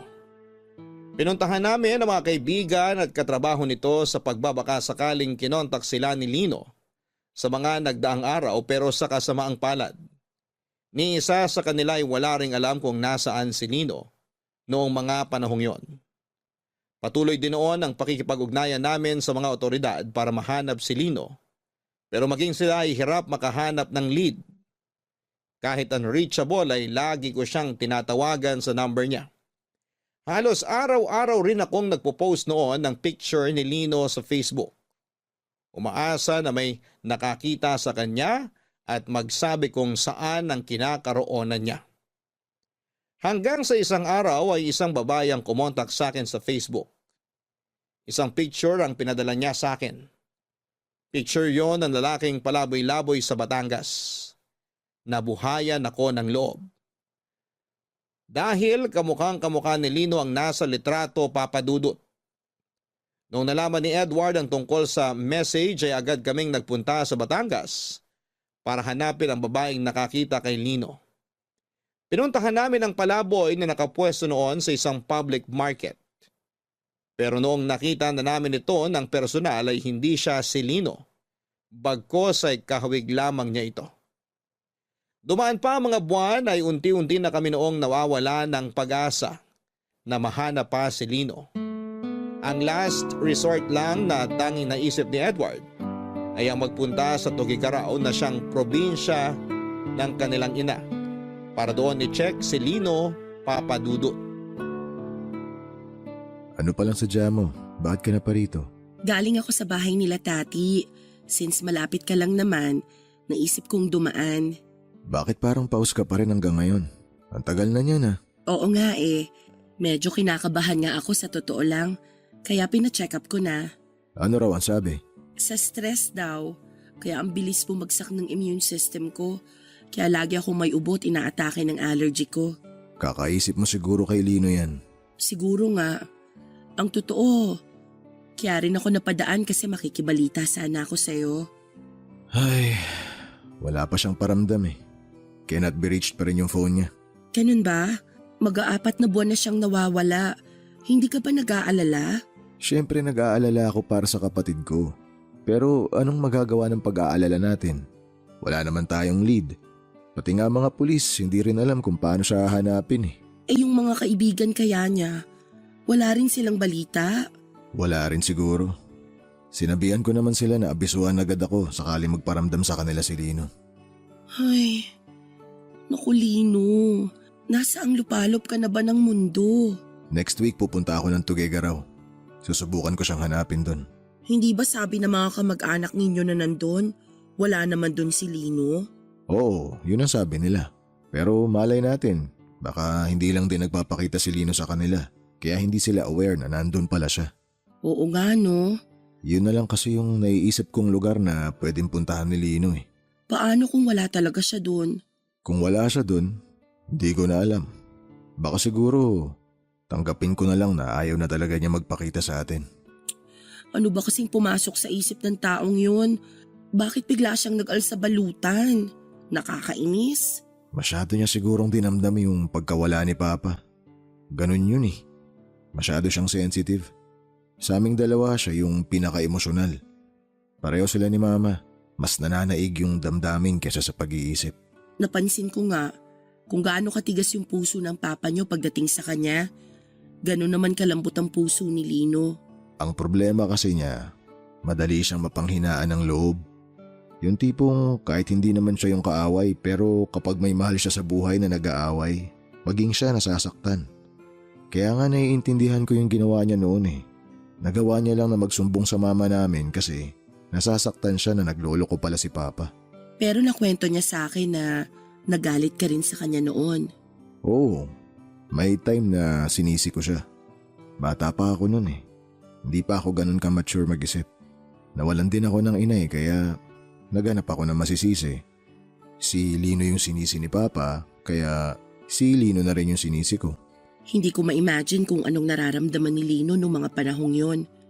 Nawala na siya ng nanay, galit pa sa kanya yung tatay at kapatid niya. Isa yon sa mga pinagsisisihan ko. Kaya siguro naging ganun siya kasi nawalan siya ng kakampi. Yung kaisa-isang kapatid niya na dapat matatakbuhan niya, nagalit din sa kanya. Pero bumawi ka naman eh. Nakita ko naman na hanggang ngayon, isa ka sa mga hinahangaan ng kapatid mo. Nakabawi nga ako pero huli na. Naisip ko nga, kung sana hindi ko tinalikuran si Lino nung bata pa kami, baka siguro hindi ganito yung klase ng buhay niya eh. Wala na tayong magagawa sa nangyari na. Kahit naman malaman mo ang sagot yan, wala pa ring magbabago eh. Ang gawin na lang natin ngayon, hanapin si Lino para masiguro nating nasa mabuting kalagayan siya. Yan na nga mismo ang ginagawa ko. Nakalive na ako sa trabaho ngayon. Sana nga, tama yung hinala ko na nasa Tuguegarao siya.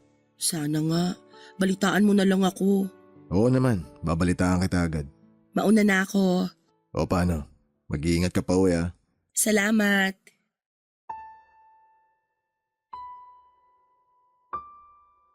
Sa pagbisita ni Edward sa probinsya ng kanilang ina ay umasa ako na sana'y nandun na si Lino para sa ganoon ay mapanatag na ang loob ng lahat. Pero pagbalik ni Edward sa Maynila ay masamang balita ang dala nito, Papa Dudut. Wala raw sa Tugigaraw si Lino. Nung puntong yon ay tuluyan nang nawalan ng pag-asa si Edward na mahanap ang kanyang kapatid. Unti-unti ay tumigil na lang din siya sa paghahanap. Ang sabi ni Edward ay hahayaan na lang daw niya si Lino sa kung anuman ang plano niya sa sarili niya. Kung ayaw niyang magpakita ay irespeto na lamang daw niya yon. Malaki naman daw ang tiwala niya sa kapatid niya na hindi niya ipapahamak ang kanyang sarili. Umaasa siya na kapag okay na ang lahat ay babalik din ito. Hindi ko alam kung bakit gano'n na lamang kadali para sa kuya ni Lino na tanggapin ang lahat samantalang ako ay araw-araw na nag-aalala para sa kapatid niya. Kung si Edward ay nag-give up kaagad, ako naman ay hindi sumuko sa paghahanap kay Lino. Lagi ako nag-check ng phone at update sa Facebook sa pagbabaka sakaling may balita na tungkol sa kanya. Naisip ko na kailangan lang siguro niya ng oras para hanapin ang sarili niya. Hinintay ko siya pero ang paghihintay na yon ay hindi ko inaasahang mauuwi lang pala sa wala, Papa Dudut. Mabilis na dumaan ang ilang buwan, walang Lino na nagparamdam.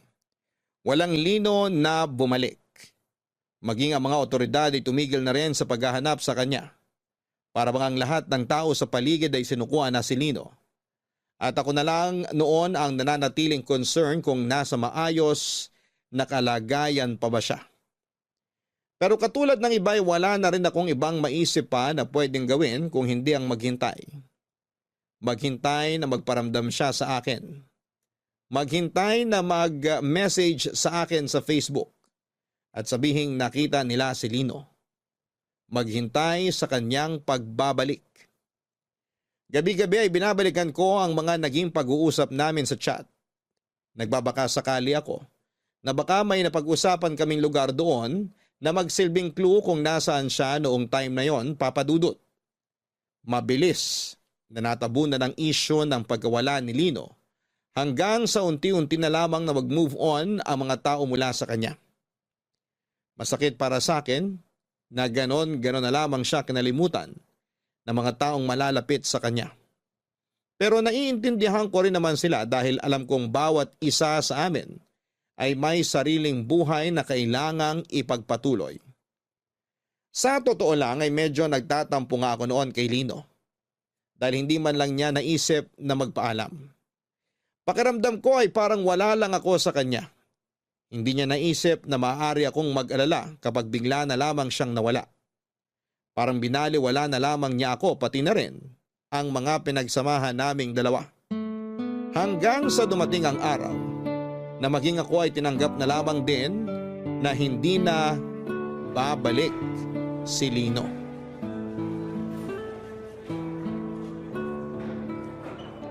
Georgette! Halika rito! Sandali, nandyan na. Wala bang nakaupo rito? Wala. Halika, upo ka na dyan. Ngayon ka lang magbe-break? Patapos na ang recess ah. Tinapos ko yung report ko. Hinahanap na ni principal eh. Anong report? Tungkol sa pinuntahan kong seminar nung weekend. Ah, yung tungkol sa paggawa ng storybook? Oo, ako yata yung ilalaban niya sa storybook writing competition eh.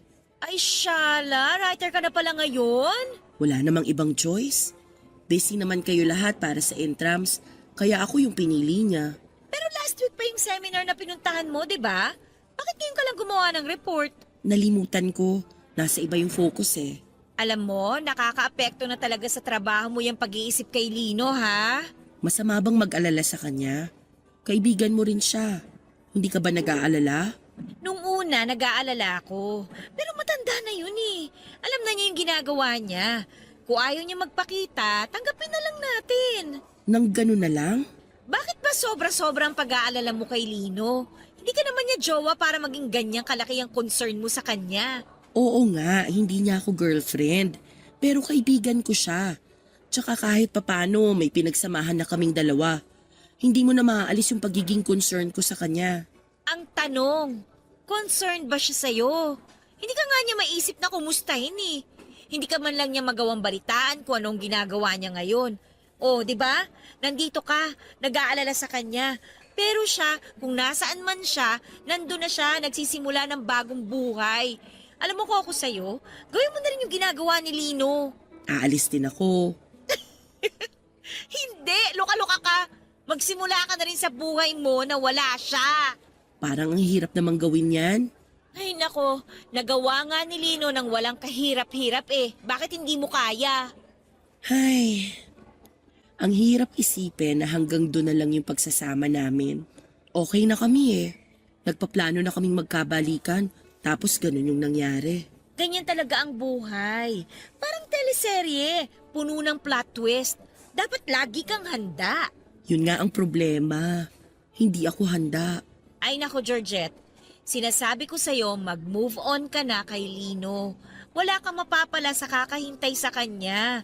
Tatanda kang dalaga niya, sige ka. Grabe ka naman. Anong grabe dun? Kalahating taon na simula nung nawala si Lino. Walang paramdam yung tao sa'yo. Dun pa lang, dapat alam mo na wala na siyang pake sa'yo. Sorry ha kung medyo masakit tong mga sinasabi ko, pero yun kasi yung totoo eh. Kailangan mo na siyang kalimutan. Ay, sige, susubukan ko. Oy, wag mo subukan. Gawin mo. Oo na, gagawin ko na. Yan, dapat ganyan. Para hindi ka nalilate sa pagpasa ng mga report mo. Sarili mo naman ang isipin mo ngayon. Opo, madam, masusunod po. O siya, sige na. Mauna na ako sa'yo ha. Aayusin ko pa yung mga gamit para sa klase ko. Magga-gardening kami mamaya. O sige, susunod na rin ako pagkatapos kong magmerienda. Oy ha, basta yung sinabi ko sa'yo. Oo na. Kulit nito. Buwan ang lumipas. Naubos na rin ang pag-asang pinangahawakan ko. Bawat buwang dumadaan ay unti-unti ring nawala sa isipan ko si Lino Papadudut. Siguro ay ganun talaga kapag wala na ang tao sa buhay mo. Makakalimutan at makakalimutan mo rin sila. Hanggang sa 1 taon ang lumipas simula nang nawala si Lino, tuluyan ko nang tinanggap na hindi na siya babalik. Na hindi na ako parte ng kanyang buhay. Inisip ko na lamang noon na kung nasaan man si Lino noong time na yon, ay sana'y masaya na siya at nasa maayos siyang kalagayan. Ganun man ang nangyari ay nagpatuloy sa pag-ikot ang mundo. Nagpatuloy ako sa sarili kong buhay. Mula sa pagiging grade 2 teacher ay tumaas ang ranggo ko at nailipat ako sa pagtuturo ng grade 6. Nagkaroon ako ng mga bagong goal sa buhay ko. Nakakilala ako ng mga bagong kaibigan at nagkaroon ng mga bagong karanasan. Kahit papaano ay naging instrumento ang pakikipag-ugnayan ko sa mga pupils ko para makalimot sa nakaraan. Sila ang pumawi sa pagkalumbay ko. Unti-unti ay nagawa ko ring umusad sa buhay kahit wala na si Lino sa tabi ko. Hindi rin naman nagtagal, isang bagong kaibigan din ang pumasok sa buhay ko. Siya po si Billy na isa sa mga kaibigan ni Lino na minsan ko na rin pong nakasama noong magkasintahan pa lamang kaming dalawa. Aksidente kaming nagkatagpo noon sa isang coffee shop matapos ang mahabang panahong walang komunikasyon.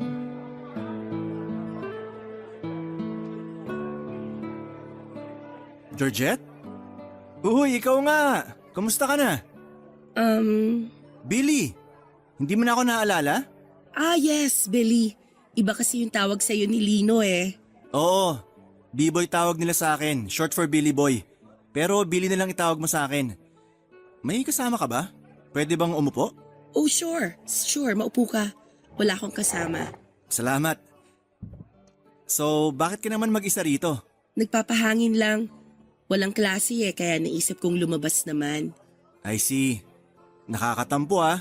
Hindi mo na pala ako maalala. Ilang beses na tayo nagkasama noon nila Lino. Naalala kita pero sa mukha lang. Sorry, nalimutan ko yung pangalan mo. Makakalimutin na ako eh. Dami kasing kaibigan ni Lino.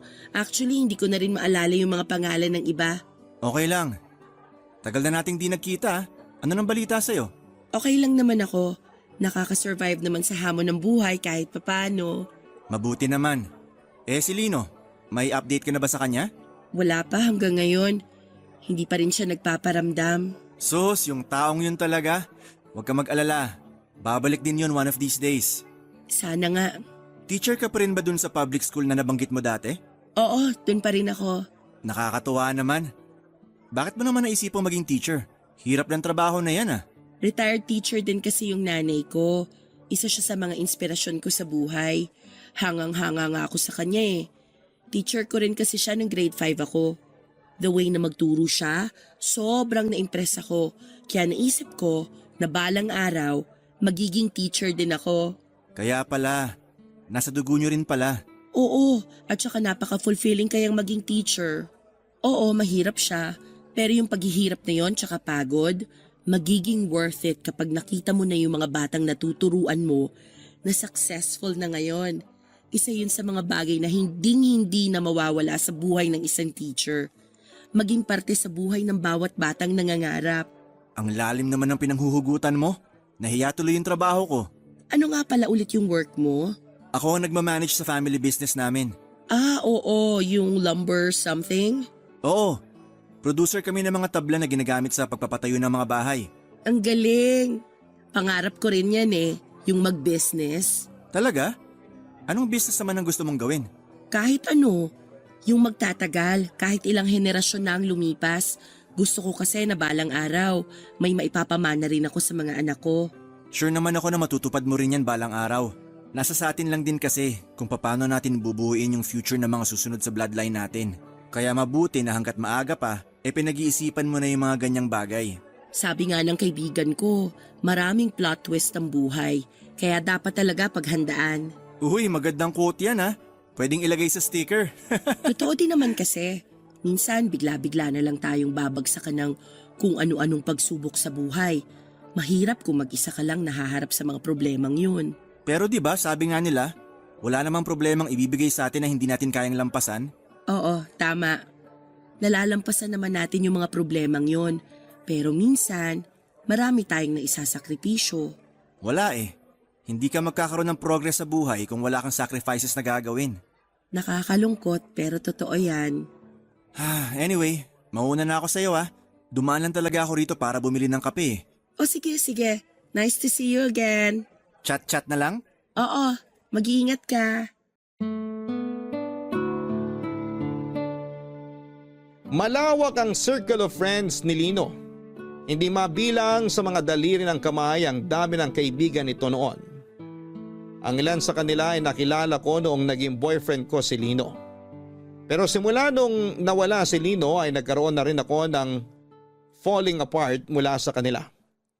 Nawala na ako ng komunikasyon at update mula sa mga buhay nila dahil si Lino lang din naman kasi ang naging tulay para maging kaibigan ko rin sila.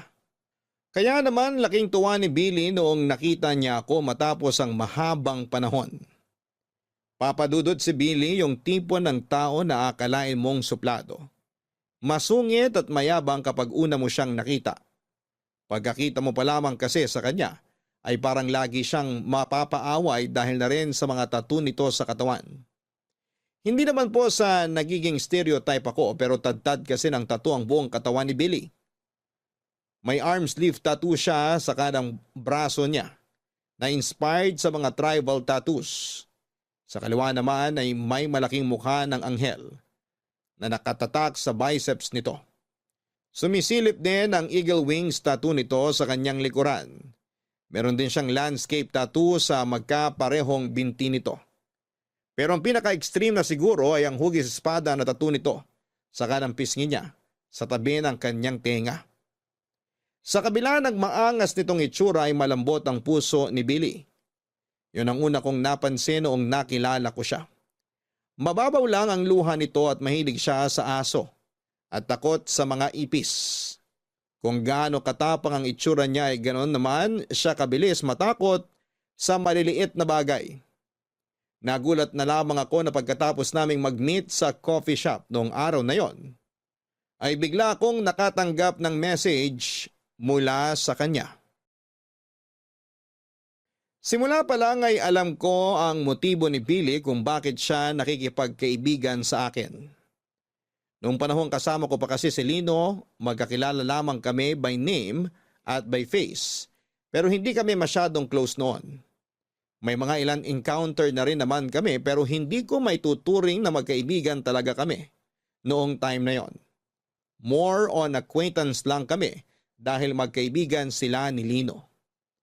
Hindi naman itinago ni Billy ang totoo niyang hangarin.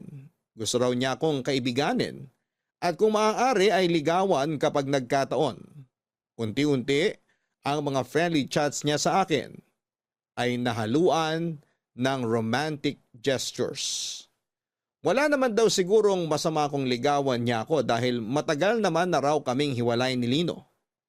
Isa pa'y wala na si Lino kaya safe na sigurong sabihin na wala na siyang planong bumalik pa sa buhay ko. Masakit man pakinggan pero may punto siya sa mga sinabi niyang yon. Ganon pa man, inamin ko kay Billy na hindi pa ako tumatanggap ng manliligaw noon. Hindi ko rin alam kung bakit, siguro ay dahil may parte pa ng puso ko ang patuloy na naghihintay sa pagbabalik ni Lino. Nangako kasi ako noon na hihintayin ko siya at susubukan kong gawin yon. Naikwento ko kay Tati ang biglang pagdating ni Billy sa buhay ko. Meron na? May nanliligaw na sa'yo? Oo, si Billy. Kaibigan din ni Lino. OMG! Totoo? Kaibigan ni Lino yung nanliligaw sa'yo? Oo. Bakit naman ganyan yung reaksyon mo? Wala naman. Alam mo, sikat ka talaga sa mga yayamaning boys, no? Nagkataon din lang naman siguro yun. Siyempre, ang daming kaibigan ni Lino. Hindi naman imposible na may isang magkagusto sa akin. Pretty kaya tong best friend mo. Sa bagay, totoo din naman. Pambato naman talaga yung ganda mo. Pero, hindi ba parang weird yun? Kaibigan ng ex mo yung nanliligaw sa'yo? Hindi ba parang may bro code eme-eme sila na bawal ligawan yung mga ex ng tropa? Malay ko, hindi naman ako lalaki eh. Hindi, meron din ganun sa ating mga babae, di ba? Off limits ang ex ng kaibigan. Wala naman sigurong masama doon. Ex naman eh, hindi naman inagaw. Pero weird pa rin. Para sa akin lang naman yun, ha? So ano ba? Describe mo naman sa akin kung anong itsura ng Billy na to. Nakita ko na ba siya? Hindi ko lang sure kung nakita na kayo. Basta tad-tad ng tattoo yung katawan niya. Parang may na-meet na ako before na ganyan. Pero hindi ko na maalala yung mukha eh. Cute ba? Cute din naman. Medyo nakakatakot nga lang yung mga tattoo niya sa katawan. Baka mamaya adik pala yan, ha? Oy, hindi masyado ka namang judgmental. Porke may tattoo, adik agad. Eh, sabi mo kasi nakakatakot. Yung tattoo lang pero hindi yung tao. Ang bait kaya ni Billy. Magalang siyang tao, mapagkumbaba, walang ere sa katawan at saka sweet.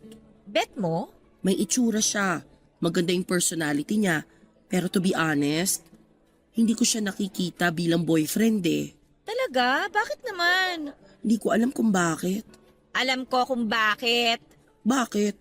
Eh kasi, si Lino pa yung laman ng puso mo. Tama? Tama ako, no? Siyempre, tama ako. Ano sinasabi mo dyan? Nananahimik na yung tao, dinadamay mo pa rito. Aminin mo na. Alam ko naman na hindi ka pa nakaka-move on kay Lino. Hindi rin naman kasi ganun kadaling bumitaw.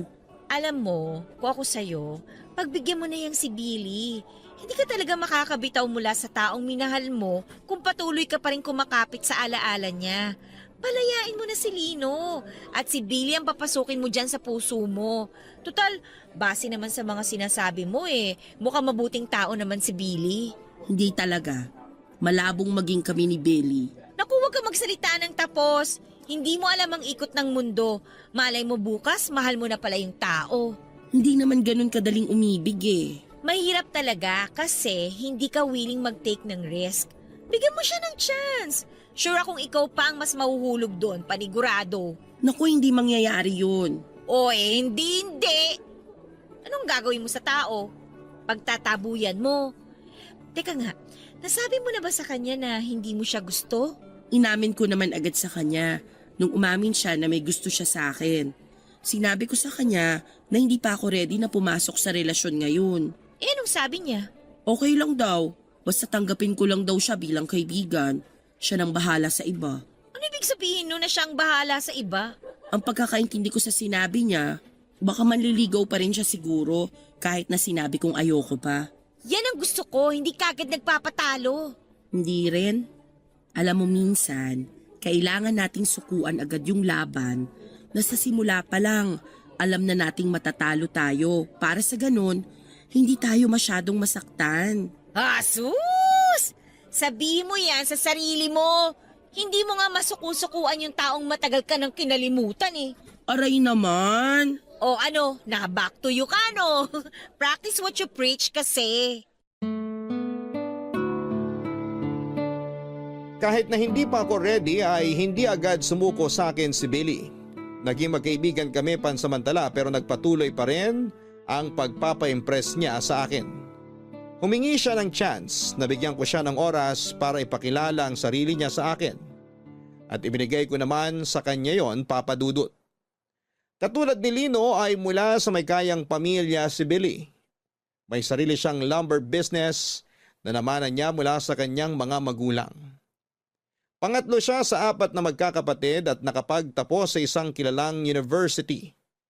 Nanligaw na nanligaw sa akin si Billy hanggang sa nasanay na lamang din ako sa presensya niya at naging komportable na rin ako sa kanya. Aaminin ko na noong una ay hindi ko naman talaga nakitaan si Billy ng kung anuman para magustuhan ko siya. Pero sa pagtagal ng pagkakaibigan naming dalawa, noong nakabuo na kami ng connection at nakagawa ng ilang memories, ay dahan-dahan ding gumaan ang loob ko para sa kanya. Soft-spoken si Billy. Nakakatuwa nga kasi hindi akma sa itsura niya ang pag-uugali niya.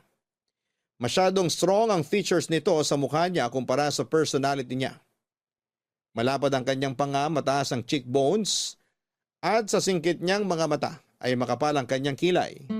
Kung gaano katapang ang facial features niya ay gano'n namang kalambot ang puso niya sa lahat ng bagay. At yon ang mga katangiang nagustuhan ko sa kanya, Papa Dudut. Ayos dito talaga tayo sa likod ng pickup mo. Oo, astig di ba? Imbis na mag-date tayo sa mga restaurant, dito na lang tayo sa likod ng sasakyan ko. Hindi ba mas romantic yon? Sa bagay, mas intimate nga naman to kasi tayong dalawa lang ang magkasama. Tahimik, walang ibang tao, walang sagabal. May chance pa tayong pumili ng lugar. Oo nga. In fairness, maganda tong place na napili mo Malayo sa light pollution. Malaya nating mapagmamastan yung mga bituin sa langit. Lagi kong nalalampasan tong lugar na to tuwing umuwi ako sa Laguna para bisitahin yung lola ko. Konti na lang dumadaan na sasakyan dito kapag ganitong oras, kaya tahimik talaga. Salamat Naisip mo akong imbitahan sa ganitong klaseng date. Ganitong klase ng night out ang hinahanap ko. Yung nakakapagbigay ng peace of mind. Walang ingay, walang sagabal. Sabi mo kasi kahit saan eh.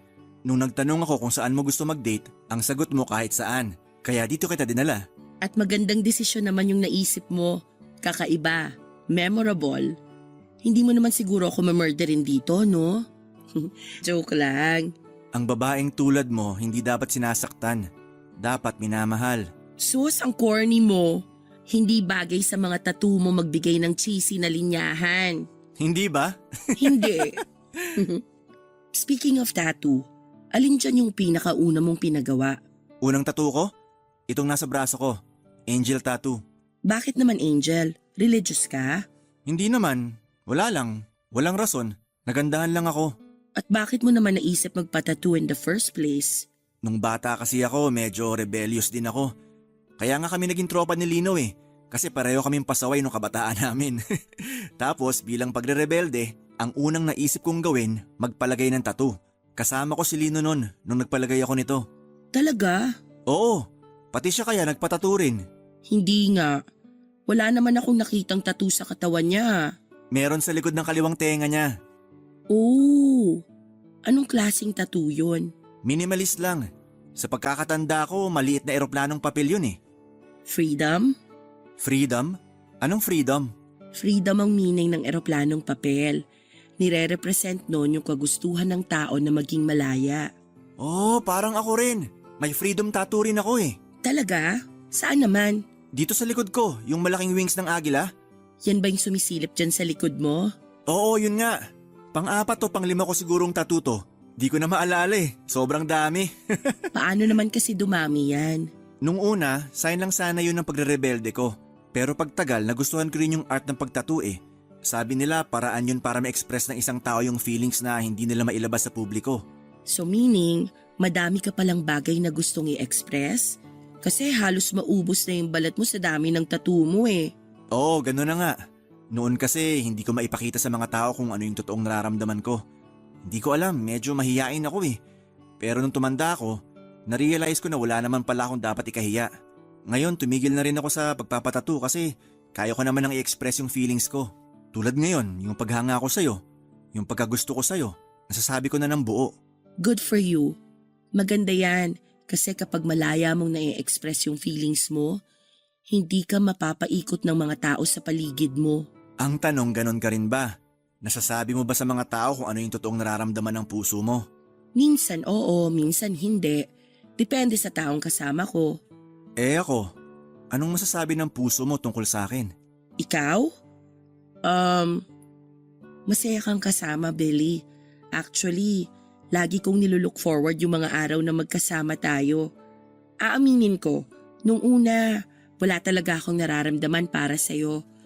Pero habang tumatagal, nagkakaroon ka na rin ng puwang dito sa puso ko. Ibig mo bang sabihin? Oo, tama yung iniisip mo.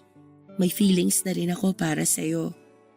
Sa totoo lang, pwede ka na rin tumigil sa panliligaw sa akin kasi sinasagot na kita. Talaga? Oras na rin naman na para bumitaw ako sa nakaraan ko. Ready na akong magmahal ulit.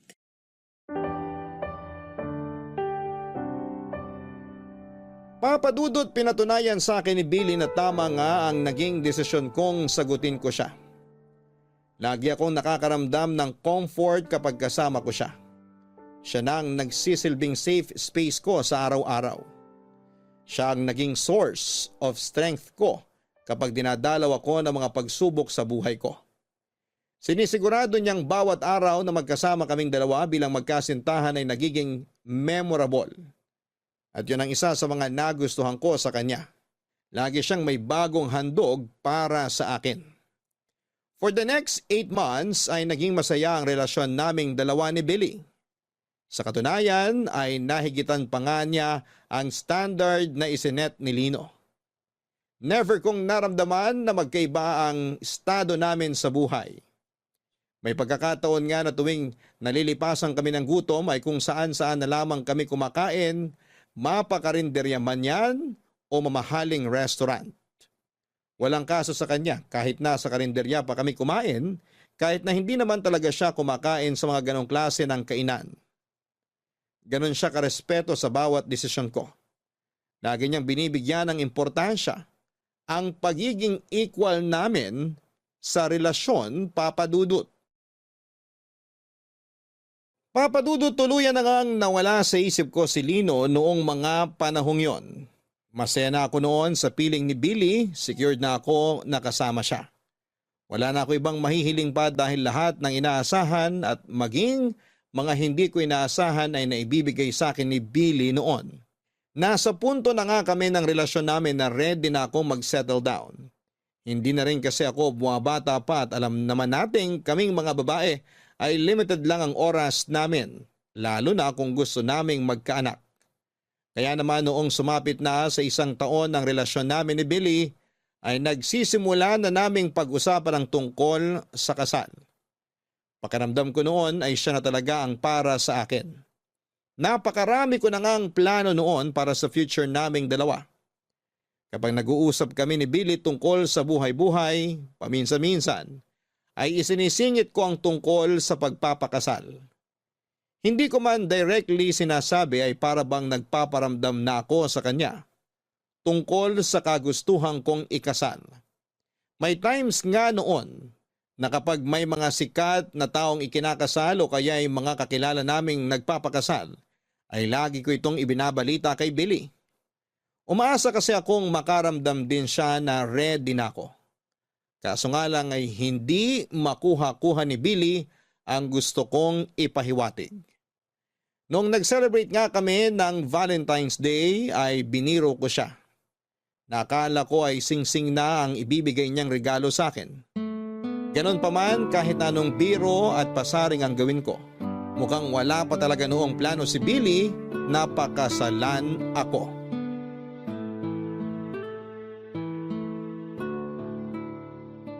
Georgette, halika na, umuwi na tayo. Saglit lang, heto na. Liligpit ko lang to mga to. Ano ba yan? Yung activity ng mga bata bukas. O ayan, tara na. Gusto ko nang umuwi para maipahinga ko na tong mga paa ko. Nakakapagod tumayo buong araw. Sinabi mo pa. Pero gusto mo bang sumaglit muna tayo sa labas? Libre ko. Sa susunod na lang. Pagod talaga tong katawan ko eh. Sayang naman.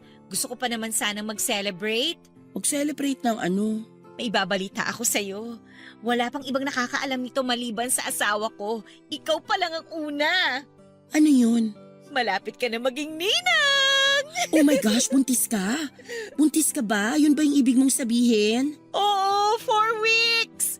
Namiss ko yung period ko, tapos sinubukan ko mag-pregnancy test at ayun, confirmed! Magkakaroon na ako ng baby! Oh, totoo ba? Congratulations! Excited na ako makakita ng mini tati. Wag lang sana magmana sa ugali ko kasi paniguradong sasakit ang ulo ko nun. Hala, nakakatuwa naman.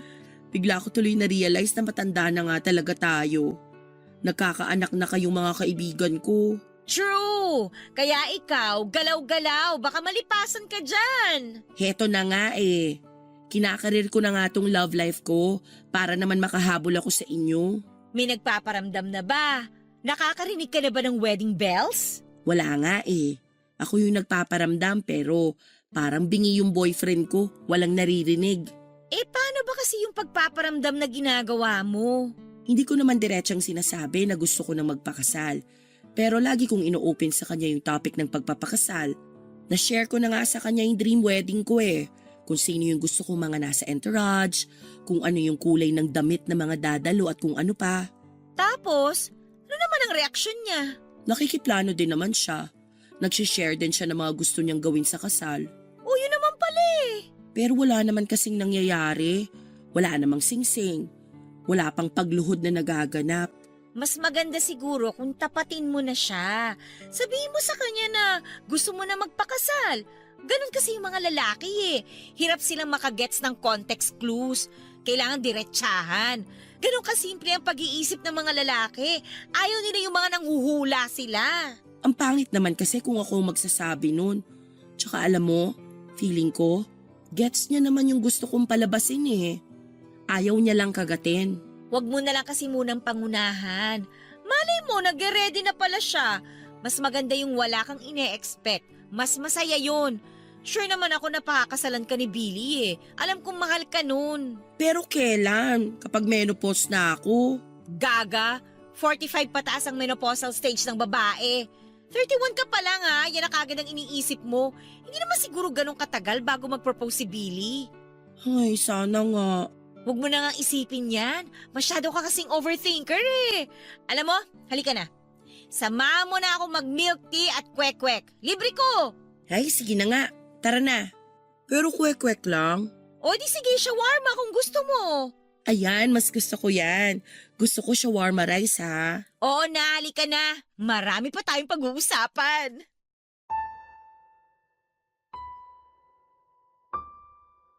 Pero lumipas pa ang ilang buwan, walang singsing na dumating, Papa Dudut. Hindi ko nga alam kung bakit noong panahong yon ay para bang nagmamadali akong ikasal. Siguro ganon ko talaga kamahal si Billy dati. Sa kabila ng kawalang interest ni Billy sa usapang kasal ay nanatili namang maayos ang relasyon naming dalawa. Kahit na mahigit 1 taon na kaming magkasama ay wala pa ring nagbabago.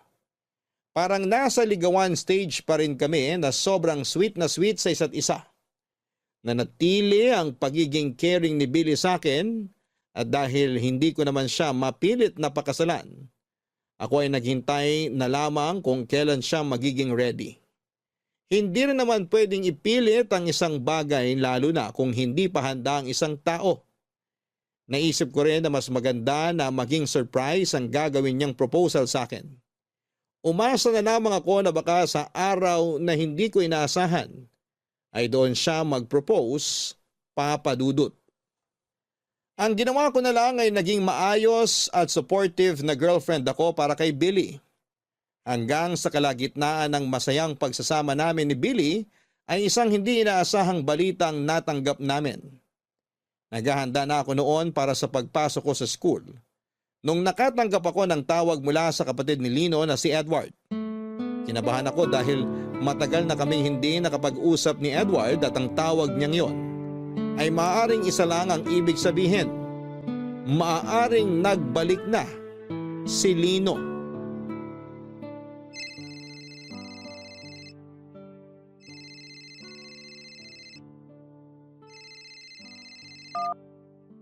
Hello? O Edward, napatawag ka. Good morning. Pasensya ka na kung bigla ako napatawag ah.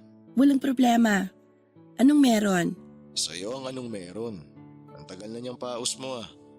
Nung huli tayo magkausap, paus ka. Hanggang ngayon, paus ka pa rin. Ay, nangiinip na nga ako eh. Sobrang tagal na nito. Gusto ko nang bumalik sa normal yung boses ko. Pero tuloy-tuloy naman yung pagpapacheck up ko. Binago na rin kahit papano yung lifestyle ko. Iniiwasan ko na rin ma-stress para di na ma-trigger allergy ko. Tsaka para di na rin ako magkasakit. Alam mo maganda yan. Makakatulong talaga sa overall well-being ang lifestyle change. Ay, sandali. Nasaan ka ngayon? Nandito sa bahay, naghahanda na para sa school. Bakit? May ibabalita kasi ako sa'yo eh. Magandang balita. Tungkol ba to kay Lino? Oo, bumalik na si Lino. Nandito na siya. Talaga? Kailan pa? Nag-message siya sa akin kagabi. Sabi niya on the way na daw siya pabalik ng Maynila. Kasusundo ko lang sa kanya kanina madaling araw. Pero saan daw siya galing? Saan siya nagtago nito mga nakaraang taon? Sa Tuguegarao. Tuguegarao? Di ba nanggaling ka na doon noon? Sabi mo wala siya doon. Ang totoo niyan, nung nagpunta ako sa probinsya namin, nakita ko talaga siya ron. Ano? Bakit hindi mo sinabi sa akin? Hiniling kasi ni Lino na huwag ko na munang ipagsabi sa iba eh. Pati na rin sa'yo. Ayaw daw niya na may makaalam ng kinaroroonan niya. Gusto niya munang malayo sa mga taong kakilala niya. Kaya pala, sabi na eh. Hindi ka basta-basta titigil na lang sa paghahanap sa kapatid mo ng gano'n na lang. Yun pala, alam mo na kung nasaan siya. Sorry kung naglihim ako sa'yo. Medyo selfish kayo pareho sa part na yun. Pinag-alala niyo ako ng mahabang panahon, alam mo ba yun? Alam ko kung paano ka nag-alala para sa kapatid ko. Gustong-gusto ko na nga sanang sabihin sa'yo yung totoo eh, kaso naisip ko, wala naman ako sa lugar para pangunahan yung kapatid ko sa mga desisyon niya sa buhay. Siguro mas mabuti kung siya na lang ang kausapin mo tungkol dyan. Hayaan mo na nga yun. Ang mahalaga, nakabalik na siya. Gusto ka raw niya makita agad kung sakaling may time ka. Nasaan ba siya ngayon? Nagpapahinga pa siya. Napagod siya sa biyahe. O sige, susubukan naming pumunta dyan sa inyo mamaya pagkatapos ng klase ko. Okay, sige. Okay, bye-bye. Bye. Georgette, ready ka na ba? Sandali lang.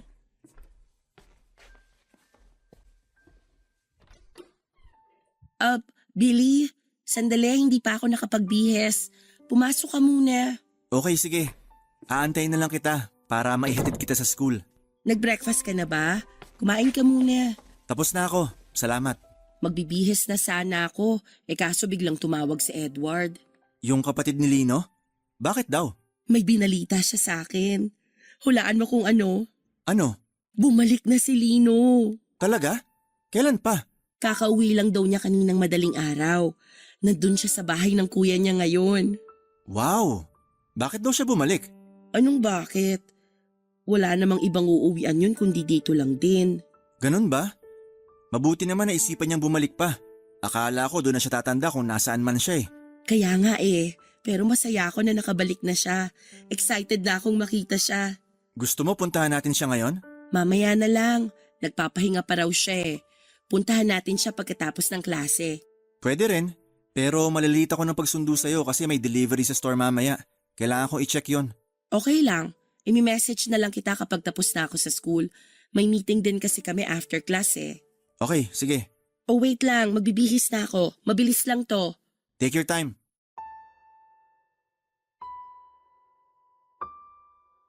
Hindi ko alam kung anong klaseng emosyon ang naramdaman ko noong narinig ko ang balita. Pinaghalong saya, kaba, gulat at pagkalito ang naramdaman ng puso ko.